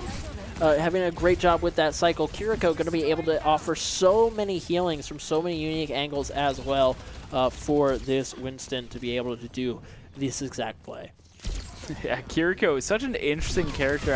I love that we do get to see Kiriko being played in the showcase. I wasn't sure if the players felt comfortable enough to bring her out, and but the fact that we do get to see her means that we do get to see her abilities and her kit highlighted a lot more here. Avian does have Pulse Bomb, as well as Mushroom has used the Widow ultimate and is just picking up more and more kills. Don Tony gonna get slept, but we see Mango just making a run for it. Soup on the Hanzo now does get a pick onto Mushroom, and Triplet gonna trade out Avian, who is still holding onto that Pulse Bomb. Or onto that bomb. Anti going to be going out onto Don Tony, who's just ready with that leap, though, and just jumping directly out of danger. Nano going to be ready for the side of the Wolves. I'm really interested to see if they go for Frozen Phoenix on the Nano, who just dropped their mines, I think, up on the height there, or if Avian's going to be the one getting this, and we're going to see Tracer try and just pop off for the Wolves. The Barracudas looking ready with a couple ultimates of their own. Bob going to be there to contest that payload if it gets too close to the objective, and it's 4 meters away right now, so the Wolves have just been slowly moving this around. I don't exactly know what Mango is looking at, but there's nobody here for them to heal now. Tracer moving back in. Oh, so Don Tony jumps onto the Hanzo and the Zen. Oh, this no. could not be good for the Wolves, especially in such a small room. That ultimate going out onto Soup, as well as Mistress able to just find some picks. Mushroom able to take out Mango, and the Wolves being reset once again. Oh man, and the Wolves had such a good push. They were so close to getting that first checkpoint, but the Barracudas using their positioning, using their ultimates so well, and they still have 2 ultimates to go. As I say, that Bob does get dropped, making it even more difficult for the Wolves to get in. They only have 10 seconds. They need to make something happening, but the trades are just happening. Mistress finding 2, Don Tony finding 1. We did see Dragons go out, but nothing doing here as Mushroom finds another kill, and the Wolves not able to get to that first checkpoint. Yeah, I mean, the Barracudas just doing a great job maintaining space. The Wolves slowly moving the payload when they found the opportunity, almost to that first checkpoint, but the Barracudas doing a great job to stop that Don Tony on the Winston, just completely denying any sort of height being taken from the side of the Wolves, and the Wolves just didn't really find a place to move after they were denied the high ground. So I'm not really sure how they can come back in this, but it's going to be really difficult, especially if the Barracudas are able to just focus on one good play to get to this first checkpoint. Yeah, and really that is all they need, is one good play, one good attack, a concentrated attack to take the Wolves off this high ground, displace them, and get the picks. Again, as you said, the Barracuda is doing a great job of just kind of floating back and forth, going aggressive, then going defensive, using the sightlines to their advantage, and as well as the high ground to their advantage to just make the Wolves' life so difficult. On the side of the Wolves, though, we are going to see a little bit of a swap here. Instead of a sniper, we're seeing Soup on that Genji. Again, Genji has been doing fantastic in the Overwatch 2 meta, so I can't be mad at this pick. I can only just be a little sad that we don't get to see more snipers. Yeah, 100%. Genji going to be so strong, but I agree. It was nice to see the Widowmakers. In the last one, Soup definitely got the better of that trade to start things and able to find Triplet here to start things off for the Wolves. That's going to be massive as that Kiriko is so strong on the attack. Now the Barracuda is going to be without a very, very powerful resource for a little bit. And the dives coming out from the side of the Wolves. Mango able to take out Don Tony, and that's going to be absolutely huge. Yeah, and Avian finding Illusion as well. Looks like the attack is being stopped. Wolves off to a good start on the defense here, but they have 3 minutes to go. They need to make sure that they can keep up this momentum as we're going to see the Winston battle happening. We are going to see Soup taking a little bit of the off angle up here before getting knocked off by Don Tony, going for the health pack. And Barracuda's just pushing forward so strong. The Wolves are still alive, but Mistress, a force to be reckoned with. Wow, they are so deep there. The Barracudas are practically diving the spawn of the Wolves. Don Tony just happily sitting on point with the triplet. What is happening? The Wolves had such a great start, but unfortunately, Mistress and the rest of the DPS line pushing in so strong. Avian is going to find something, but Don, Tony, and Mistress cannot be stopped. The rest of the Wolves here, can they make this hold? I mean, the Barracuda is doing a great job right now on the pressure. The Wolves not going to be able to do anything about it, and that is Watchpoint Gibraltar going to the Barracudas quite quickly. I mean, they are just such a strong team, and Don Tony on the tank able to make plays and just make decisions and control the pace of the game. Mistress as the DPS with the play of the game there to support Don Tony, and this duo was just doing so much the entire game. Oh man, and Ash just so strong. Look at that mobility, able to get from high point to high point. Bob adds an additional player as well. Just you've got the range, you've got the mobility, you've got an ultimate that just adds another player. I think we're going to see more Ash in the future. Just so much damage, so much you can do with this character, and you can just be so impactful just by being there and just clicking shots. You don't even necessarily need to hit headshots. I mean, if you do, that's awesome, but just by building your ultimate, you're helping out the team immediately. Yeah, especially on payload. Like, just being able to stop it for a little bit opens so many opportunities further down the line for your team. Like, if you have a Lucio who's able to just touch the point and not be noticed for a little bit, that card's not moving anywhere. That's minutes, that's seconds, just being drained off the clock, you know? So that Bob, every time they're able to just hold down an area, it's just so good for a team. I mean, they're basically, now that we're in 5v5, they are a 6th player. Yeah, just able to go and maintain somewhere. So in 6v6, it was like having a 7th player on your team, which was just insane. And now having 6 people in a 5v5, it's the same advantage, but it's just such a good ultimate. Actually, what I've heard from some players is that having that 6th player is more impactful in the 5v5 rather than having a 7th player in the 6v6. I could definitely understand that, especially with the reduction of 1 tank. You know, that's a major health pool gone, right? And Bob's health pool is massive. Yeah, insane. So, you know, essentially you have an off tank for people to shoot at. They're going to also shoot, not calm anything, but, like, that's no different than, like, any normal ranked game of Overwatch, so, like, who cares? Exactly. But anyways, this is not like any normal ranked game of Overwatch, though. These are show matches, but these are, you know, a little bit more than that, I think. And we have the next map going to be Kings Row, once again a fan favorite in the competitive scene and a favorite here in Esports Tower as well, for sure, as we see it almost every time the option for a hybrid map comes up. And I could not be more excited to get back into Kings Row and see the Barracudas take on the Wolves once again. The Barracudas looking so strong in the first 2 maps. Now on the third one, will they be able to continue that, or are we going to see the Wolves finally find some place to, put their paws down and say, hey, this is my home, this is my territory, you can't come here? Barracuda. It will certainly be difficult for them. The Barracudas are looking like they are on a tear right now. Not sure if the Wolves can make that difference. But before we get into that next game, of course, we got to have a huge shout out to Esports Tower. Make sure to follow them on their socials. That is at Esports Tower. That's Instagram, Twitter, Twitch.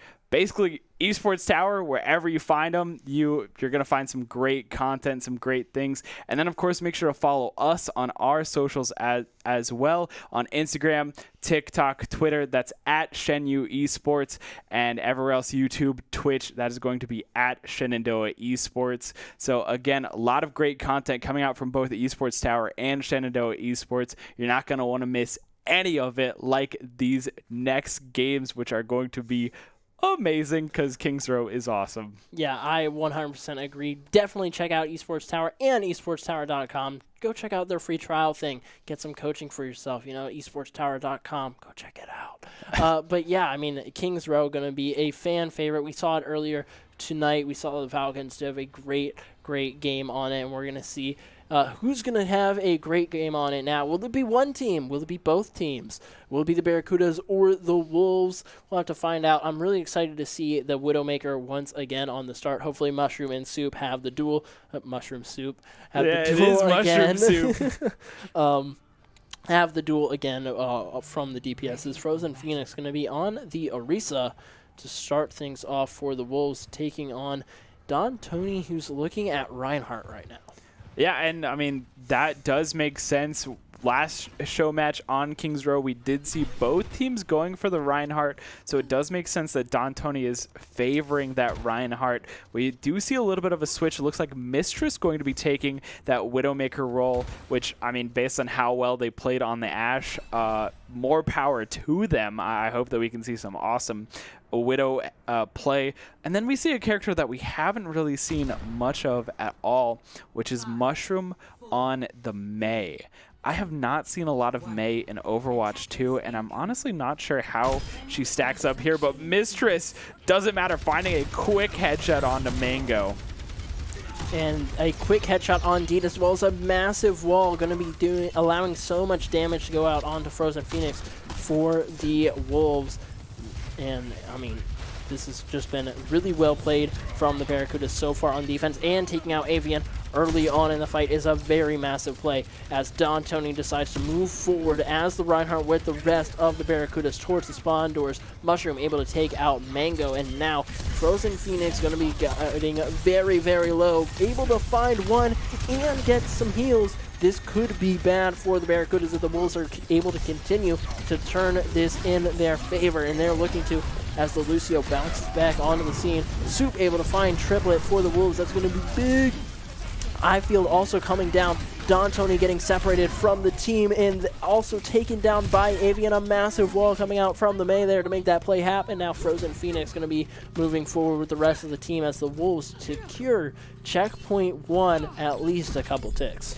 Yeah, and it looks like the Barracudas just bit off a little bit more than they could chew. They were winning the fight, they were pressing the advantage, but they stayed a little too long, which allowed the Wolves to regroup and come back. Mushroom going to be stalling out the point just a little bit by Mei freezing as the rest of Barracudas are rushing in. Frozen Phoenix just chasing down Triplet, who will be forced to drop the I-Field, but it doesn't matter because Triplet's still going to fall as Soup gets a shot. Mango finding a kill of their own as well, and now Frozen just sitting, letting Widowmaker get some headshots. Yeah, I mean, that not going to be good for the ult charge, but Widow ult obviously not going to be. Yeah. I mean, it's Widow ult. You see people, you see the people anyway, really. Like, you know where they're coming from. You probably know where they're going to be anyways. Yeah, it just gives you a nicer view. Nicer view. Yeah, and now we're going to see the Barracudas on the second corner here, ready to re-challenge after the Wolves were able to secure and push this to the bookstore. Push the payload to the bookstore. and Don Tony going to have to be pushed back quite early. Blizzard coming out as well. Mistress able to find Mango, but Soup gets the trade, and that is good for ultimately the Barracudas here. That BAP gonna force this fight open as Don Tony now swings in with a big pick onto Avian, and Holy now able to look at Frozen Phoenix, who just has that Fortify health to their name. No support. Soup's going to be taken down by the Shatter, interestingly enough, just to secure that stagger, which could be really good now that that Sojourn's gone, but I don't see the Wolves re-challenging this without her. Yeah, I feel like that may have been a misclick. Don Tony probably didn't mean to use just the Shatter on one person, hoping that maybe there were a couple more Wolves around. But regardless, that was able to make them space. Mistress finding 2 on now the Junkrat. Window does go down, but it doesn't matter if the rest of the team is gone, as they are all being pushed back, and Mistress and Don Tony just pushing forward. The double fire strike gonna find 2. Yeah, and so much damage from the junk mines, as well as just the standard grenades going directly onto the other side of that window. That's the one real downside for that ultimate is, hey, I have this window that allows me to do double damage, but everyone knows they're standing on the other side of it. So they're just going to be putting down all of their abilities right there, and there's just so much damage going down from the Junkrat, as well as Don Tony having great timing with that hammer, just saying, oh, it's time to swing, got you. Did it, and now Mistress able to find Mango here in the fight once again, and that is not good for the Wolves. Frozen Phoenix is able to get the trade, but not before Don Tony takes out Avian, and that is not good for the Wolves, who just continue to lose members. Shatter going down once again, and that's going to be a big stun on the Frozen Phoenix to stagger the tank back to the spawn once again. Barracuda is going to be pushing up towards this left side now. 2 minutes still left for the Wolves, so all they need is the Barracudas to make one blunder, and then they'll be able to really get back into this fight. The Wolves regrouping once again and doing a great job at doing this. They're not letting themselves get staggered. They're coming back as a team in every single one of these fights. They're doing a fantastic job doing that. Ifield on the ready, beat coming down from the Wolves as they push in. Blizzard on the ready. Tire, though, coming out, and it's going to be able to find Mango. That's Mistress with the ultimate. Nano going on to Don Tony as well, and all of these ultimates are going down as Illusion decides to use the Kiriko ultimate as well. And man, now Don Tony's just letting the hammer swing, able to find one player, looking for the second, not going to be able to find them quite yet, but the Barracudas continue to have a great hold on the bookstore. Yeah, it was looking a bit rough for the Barracudas at the beginning here, but it seems like they've really found their footing. They have the ult advantage right now. Reinhardt does have Shatter, and Blizzard will be coming up. Well, never mind. As we do see the switch off of the Mei. That is like the strangest caster's curse that I've had. But, oh well, we do see a little bit of a change. Mistress will be taken out after taking down Mango, who unfortunately, poor Mango has not been able to play the game, just keeps getting picked over and over again. Don Tony gonna fall as well. The trades are just going back and forth. This fight is messy for sure. Soup gonna get trapped, but no one there to follow up. And it looks like the Wolves actually do get the better half of this deal. But they're still fighting. This fight is so prolonged and so messy. How is it still going on? I don't know. Soup finally getting taken down by Mushroom, though. Kiriko getting awfully low. Almost the trade back for the Barracudas. Now the Wolves did gain a little bit more space, but only to the next corner. This is now it for their time. We're now in overtime. They have to push through to the third objective. Avian going to be able to take out Mistress. That's awesome for the Wolves. That's wall. I mean, that's so much utility completely gone. Blizzard going down as well. The Nano, though, saving the life of Don Tony, who is just getting pressured out by the entire team of the Wolves. The Wolves still moving this payload towards the checkpoint. Checkpoint almost there, a few meters off. EMP coming down, going to hit 4 members of the Wolves. Tire coming in from the Barracudas. It's going to find 3. And now the Wolves were able to secure the checkpoint, though. And so the Barracudas, despite using those ultimates, were not able to secure the checkpoint and the hold. putting another minute on the clock, but Don Tony's able to get the pick with Mistress on a Mango and Frozen Phoenix, and man, the Barracudas continue to hold. They do indeed, and now we're back to a similar situation where the Barracudas do have Shatter. Never mind, Shatter does get used, and the only ultimates available are on the side of the Wolves, as Barracudas trying to make the most impact, wasting the most time possible.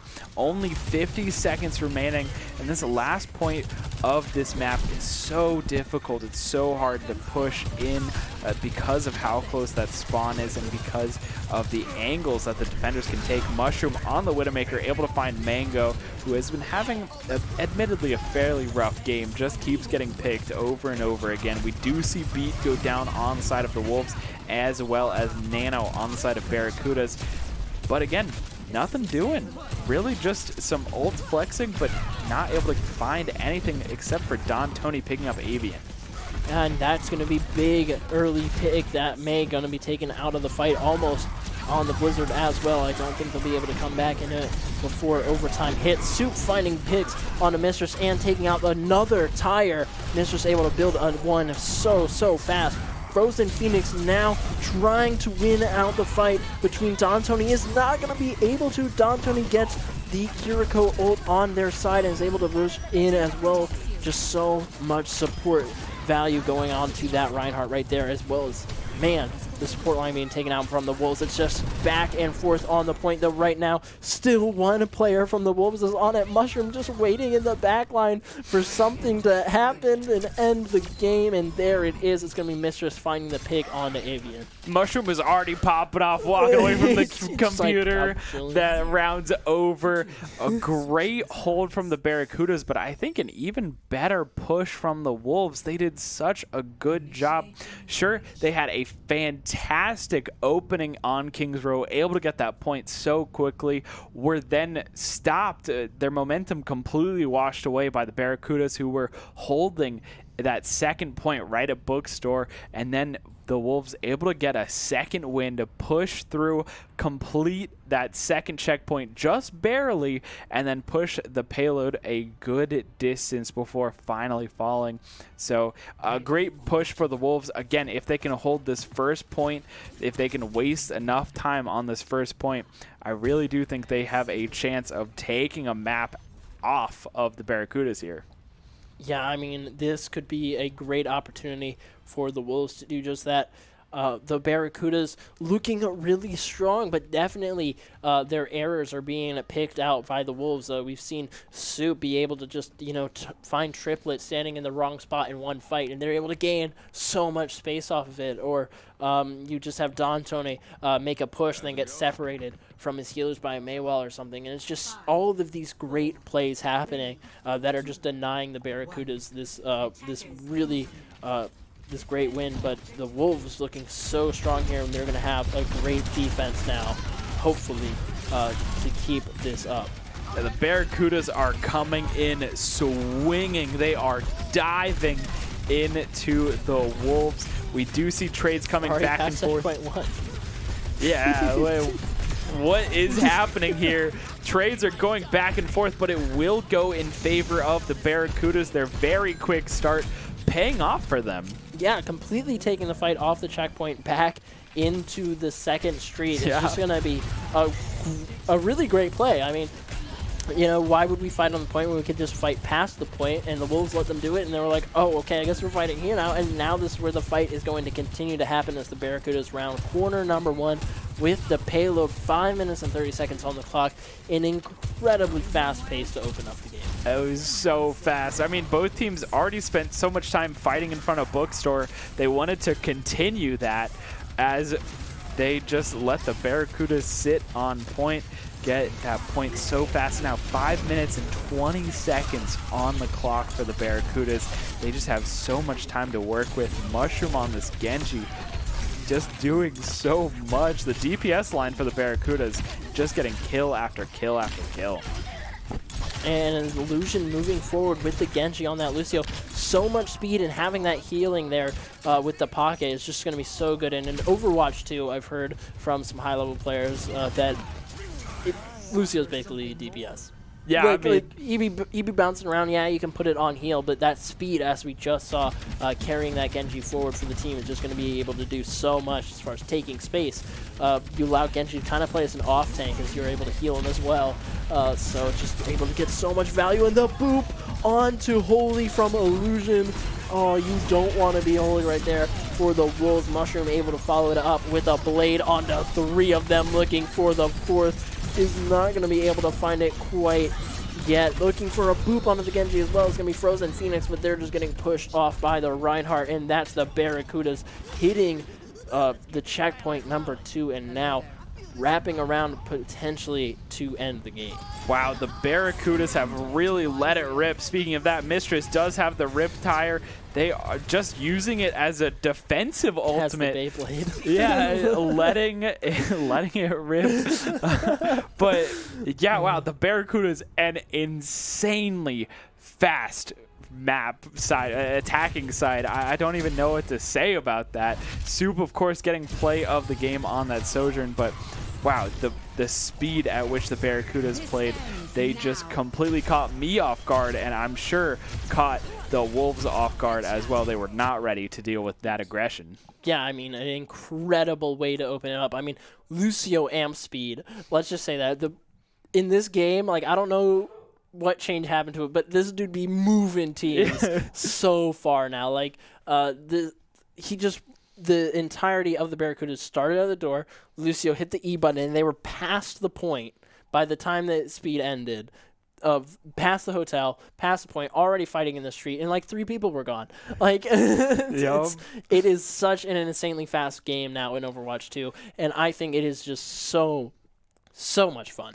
Yeah, I mean, the fact that the game is so fast-paced now, because of the removal of one player, because of some of the changes, makes it more entertaining to play and more entertaining to watch as we see the Barracudas, just the speed, the movement that they have, so much fun just to watch. Yeah, and that Genji-Lucio combo are just going to be an so absolute strong, monstrous one, especially when that Genji has a blade and it's ready to find 4 people.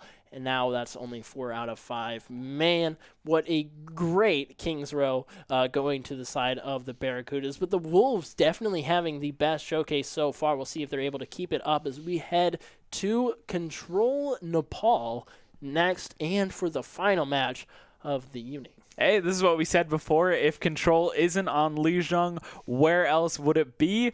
And our question was answered with Nepal. Of course. If it's not on Lijiang, it has to be on Nepal. It's just the rules of the law. We don't make it up. It's what it has to happen. And I think this is the perfect way to end the showcase for tonight. Nepal, a fantastic map. I cannot wait to see what comps these teams will be running, because I feel like we've seen so many different comps. I feel like we've seen so many new characters that we don't get to see a lot showcased, particularly here today. Yeah, 100%. We've seen so many unique picks. We saw Doomfist. We saw Winston. We've seen Diva for the first time. We saw Zarya as well at the very start of the evening. Lots of Genji. Junker Queen. Lots of Genjis. Lots of Cassidys. So many unique players. Sojourn, Kiriko for the first time. And these players have been doing a great job with them. Shirsty, though, this time hopping in for the Wolves. Oh, you gotta be careful when you see Shirsty in the lobby, especially on that Sojourn. Again, so many of these players we've seen before, so we know when they're popping up, you know it's gonna be a good game. The Wolves are looking ready to at least take one game here. Mistress switching at the last second to the Widowmaker. Thank goodness. I love the sniper, and they're already starting big with a pick, as well as Illusion finding a pick as well. They're Shirsty able to take out Mushroom there with the right click. Sojourn just so good. Able to combo basically anyone and be like hold down for a couple seconds, right? They're gone. It's such a fast character. Really complements Overwatch 2. I think overall just the faster game. Mistress back on the Widow, taking the long angles. Mango is able to take out Triplet for the Wolves, forcing the Barracudas back onto this more defensive side. Down Tony and Illusion falling as well, but Mistress finds 2, taking out Soup and Mango, looking for the third. Not going to be able to find it. Unfortunately, Lucio able to move just out of the way of Mistress. But man, a great way to kind of turn that back around and get some sort of value. Unfortunately, not going to offer much in terms of the objective and moving that forward, but some great picks nonetheless. Now Mushroom going to be able to find Shirsty earliest. Mistress finds Soup once again, and now the Wolves are in a dangerous position as Junker Queen falls very low. Dontoni moving forward. The sleep comes out from Triplet, hitting the Junker Queen, going to allow so much damage to go on the Frozen Phoenix, and now the Barracudas have control of the point. 23 seconds only is how long the Wolves were able to hold up for. And man, Mistress finding another headshot onto Shirsty, and this is how good Widow is, just completely stopping the fight from happening before it starts. Oh, and that trigger discipline, Mistress knowing that if they wait just a little bit longer, maybe a squishier target will come along, able to get a body shot on to Mango, I believe. Not able to find the kill. But now we see the Wolves just hunting down Mistress. They don't want to deal with that Widowmaker, but Dontoni there to back up their DPS line. Yeah, and we're going to see Illusion still on the Kiriko here, just keeping this Ana alive. Unfortunately, not for very long, though. Soup is able to get the pick, but Triplet was able to trade themselves out for Shirsty, and now we're seeing the Wolves jump back onto the point as Genji looking at the Kiriko, but Illusion able to turn things around. Mango back with the Brigitte, but we're going to see Winston using the ultimate on the point to look at the Junker Queen. Not going to get a ton of damage off as both of these supports are here to just keep this tank alive for so long. Too long. In fact, now as we're seeing the Barracudas wrap around the right side, their entire team coming back into it, but Soup and Shirsty are able to take out Mushroom and Illusion. Dontoni did find Holy, but it's not going to be enough. There's so much damage going out on the point. Triplet was able to take out Mango, but Shirsty there to take out the tank, and now Triplet going to be left alone in the corner. And finally, after that whole interaction, the Wolves are able to take that point 30%, but the Barracudas sitting at a pretty 75%, really able to draw out that fight, make it last long enough so that they can have a comfortable lead, a comfortable percentage, as we see Mushroom just picking up more and more kills. Soup going very, very low before Mushroom again is able to pick it up. This Cassidy is just clicking. And we're going to see him looking at Shirsty right now, who's able to get the trade and the turnaround pick, but not, well, right after, though, Dontoni able to take out Frozen Phoenix, and that is not good for the Wolves losing that tank. Now their positioning going to be going in Barracuda's favor as they're able to take height towards the spawn of the Wolves. Especially at 90%, the Wolves are gonna need to make something happen very quickly. Dontoni holding these angles, forcing the Wolves to choose their battles. Shirsty gonna find a kill onto Illusion. This is big for the Wolves as Soup also finds a kill. Shirsty gonna pick up Mistress, and I think the Wolves are able to keep themselves alive just a little bit longer, but 99% for the Barracudas. They just need one good fight, and they will take this first round.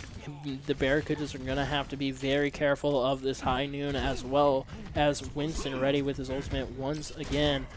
Beat ready, though, on the side of the Wolves to defend. And that is going to be really important for Holy to make sure he hits the timing as well as they can.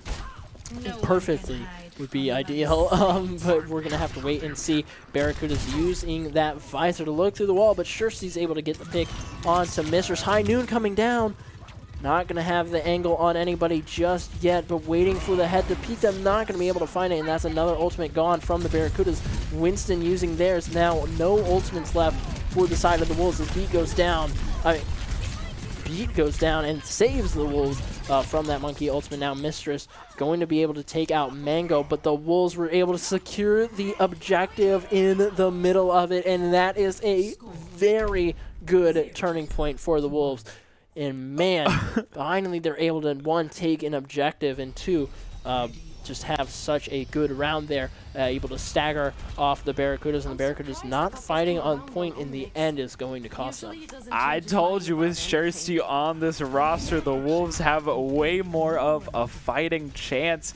Shirsty giving the Barracudas a run for their money, taking these fights, not afraid to ego chow Mistress on the Widow, not afraid to just step out and take these fights. Shursty really showing up here. We are going to see Soup with that teleport. Actually, we see it for both sides, as well as both sides on the Tracer. I like this. Yeah, both them doing the teleport to the swap. Now to get on point fast, the fight already starting. Mushroom going to be on the Hanzo, looking over at Shursty, who's already putting down so much damage, but the rest of the team is there for the Barracudas. And now they're moving the fight back over to the point as it is about to unlock. Triplet able to take out Mango, Mushroom finds Frozen Phoenix, and now we're looking at Mushroom trying to take out the Tracer, but Tracer gone? Nope, back and gone again as Soup trying to get away from the DPS duo of the Barracudas. Oh, not going to be able to right as they reach their team. Mushroom going to be able to hit the shot and find Soup early, but going to be split out noticeably separate on the left. There comes Shursty in with the dive as well as the rest of the team from the Wolves. Don Tony there to try and save them. It's going to be successful as the Lucio jumped in as well, able to get everybody out from the side of the Barracudas. Mushroom was able to live. Yeah, and I will say this is very, very far up. The Barracudas are practically at the Wolves' spawn. That's one way to hold point for sure. Not really holding the point though, as the Wolves are now on it themselves, looking at the Moira trying to take out Illusion. It's going to be Frozen Phoenix. Now looking at the Monkey, who's going to be popping their ultimate once again on the point. Shursty almost ready with their overclock. Looking over at players who are just trying to stay alive, but Mushroom cannot as Mistress falls as well. Shursty able to take out Don Tony. Now it's just Triplet left on the Lucio. We're going to be falling to Frozen Phoenix.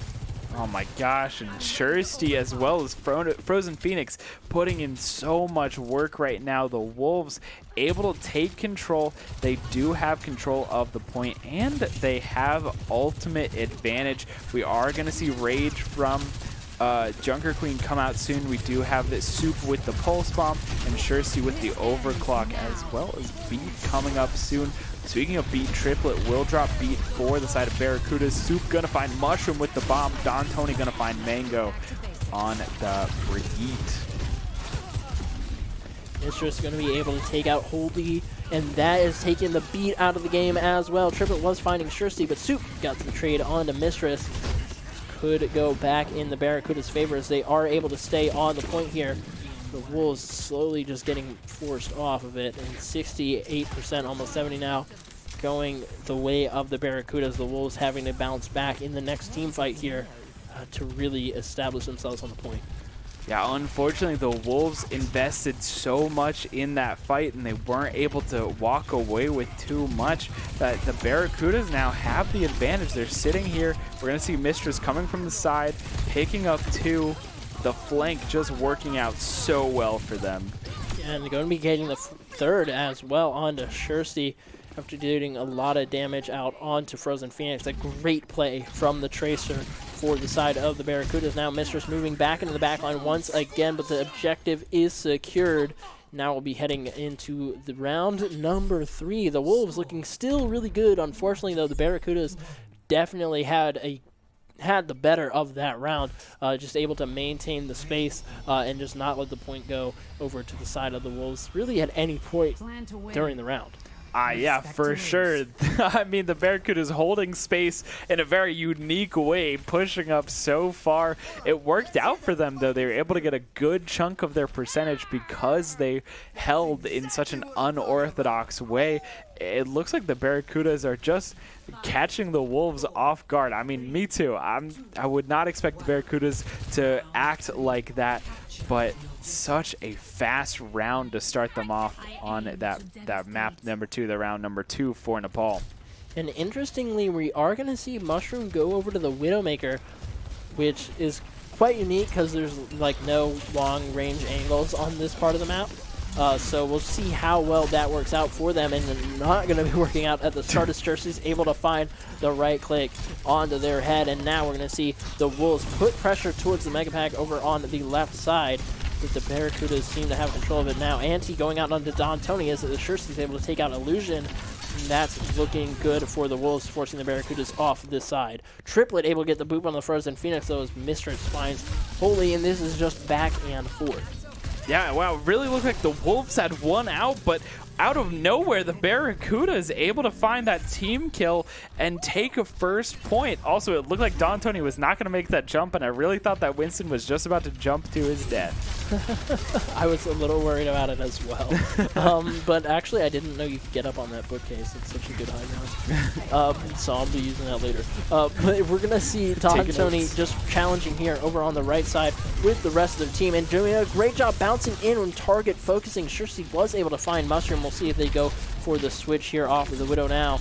But, man, Don Tony just jumping around on the back and DPS line of the Wolves here, able to find Shursty and Mango. But Illusion and Triplet falling as well. Mistress able to take out Soup. It's still back and forth. And every single fight is like this. These tanks are just doing such a good job finding all of these picks, as well as the DPS just moving in to fill in the gaps on both teams, and such a really, really good job. We're going to see Monkey pop ult off cooldown immediately, looking at that Lucio, trying to get the pick onto the support, and going to be able to bring them so low, but that healing passive keeps them just barely alive.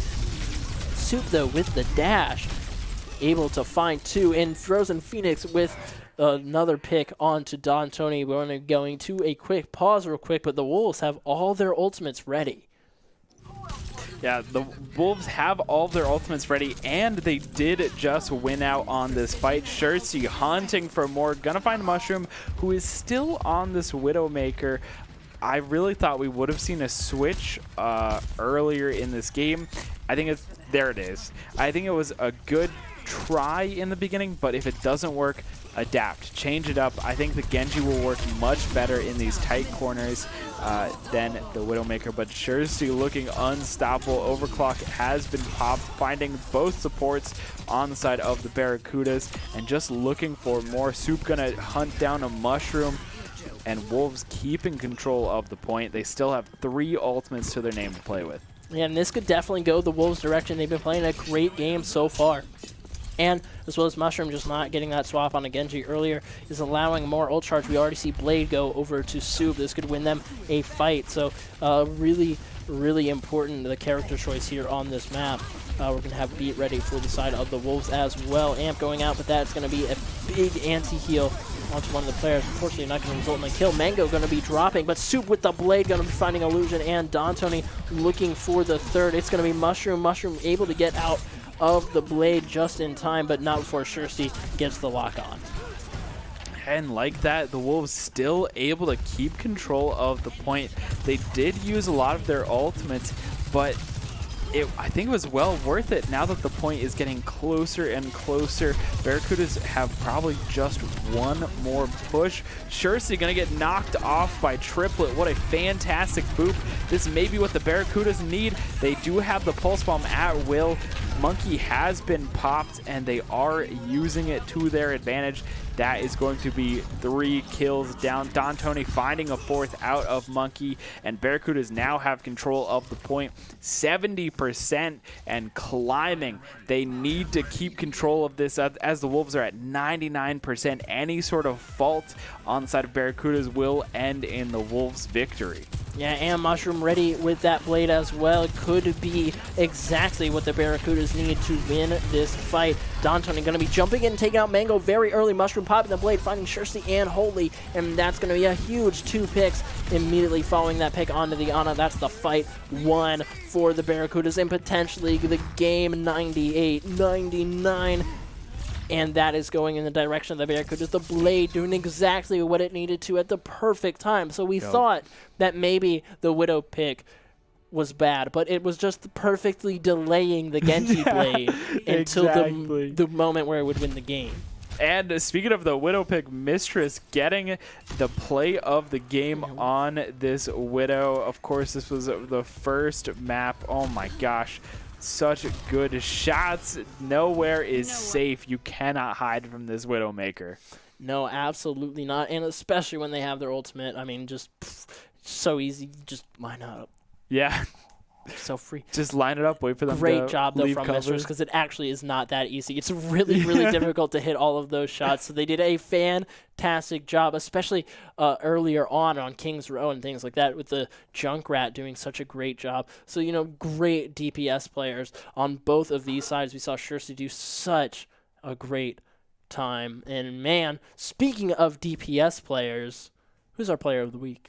Let's take a look at our player of the week. It, of course, has to be Alakath from the match series number 1. I mean, the Falcons really carried by Alakath, who was just putting out numbers on the side of this DPS line. Yeah, absolutely. They just have amazing aim, amazing aim. It is so nice to watch them track. We can see it right here as they're just able to hit all of these shots, or if not most of them, and just roll through all these people. Look at, the tracking is so nice there from Alakath. Just such a great player to have on the DPS line. And with Sojourn's mobility as well as that right click, just so much damage potential. So a really great player to have on your team. Man, just really awesome player in general.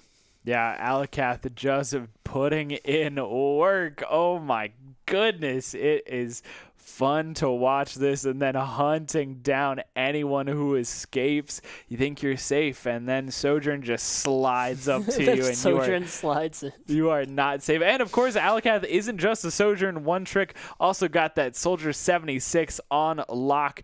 Look at the aim. Again, as you're talking about, that aim is insane, especially with that rocket placement. Oh my goodness, it is crazy. Absolutely. I mean, the rockets just... It's the same thing as the Sojourn right click, but I think the Sojourn is just so good. So good. Such a good character. Such a great character, such a great team, such a great game here tonight. Overwatch 2 finally out. We hope that you guys have enjoyed the show matches so far. I mean, this has just been such an amazing time to see. And now that the game is finally out, just having so much more knowledge about what's going on has just been awesome. I mean, it's been absolutely great to cast the Esports Tower Rumbles, and I cannot wait for the future of Overwatch 2. Oh my gosh, yeah, it is going to be insane, especially now that the game is out. We have more time to develop that meta. We're going to see some more succinct picks, more choices. Where I cannot wait. It's going to be incredible, and with that we're going to see just higher and higher, better and better Esport Tower Rumbles as well. So I can't wait for that. Everything's looking up right now. Yeah, I mean, just such a great performance coming out of all the players here in the Esports Tower Rumble. We'll be back, I think, next week with another Esports Tower Rumble on Tuesday night. And yeah, I think that is pretty much going to do it. Make sure to check out Esports Tower at esportstower.com and at Esports Tower on all social media platforms. That's going to be TikTok, Twitter, Instagram, all those things. Go check them out there. And make sure to check out Shen Yu Esports and Shenandoah Esports as well. I think that is going to do it, though, for us. Thank you so much for watching this. And we have actually the top 5 plays of the week here as well coming up as we sign off. So thank you so much for watching. Once again, I have been Josh Cunningham. This has been Alexander T. Krisak, and we are signing off.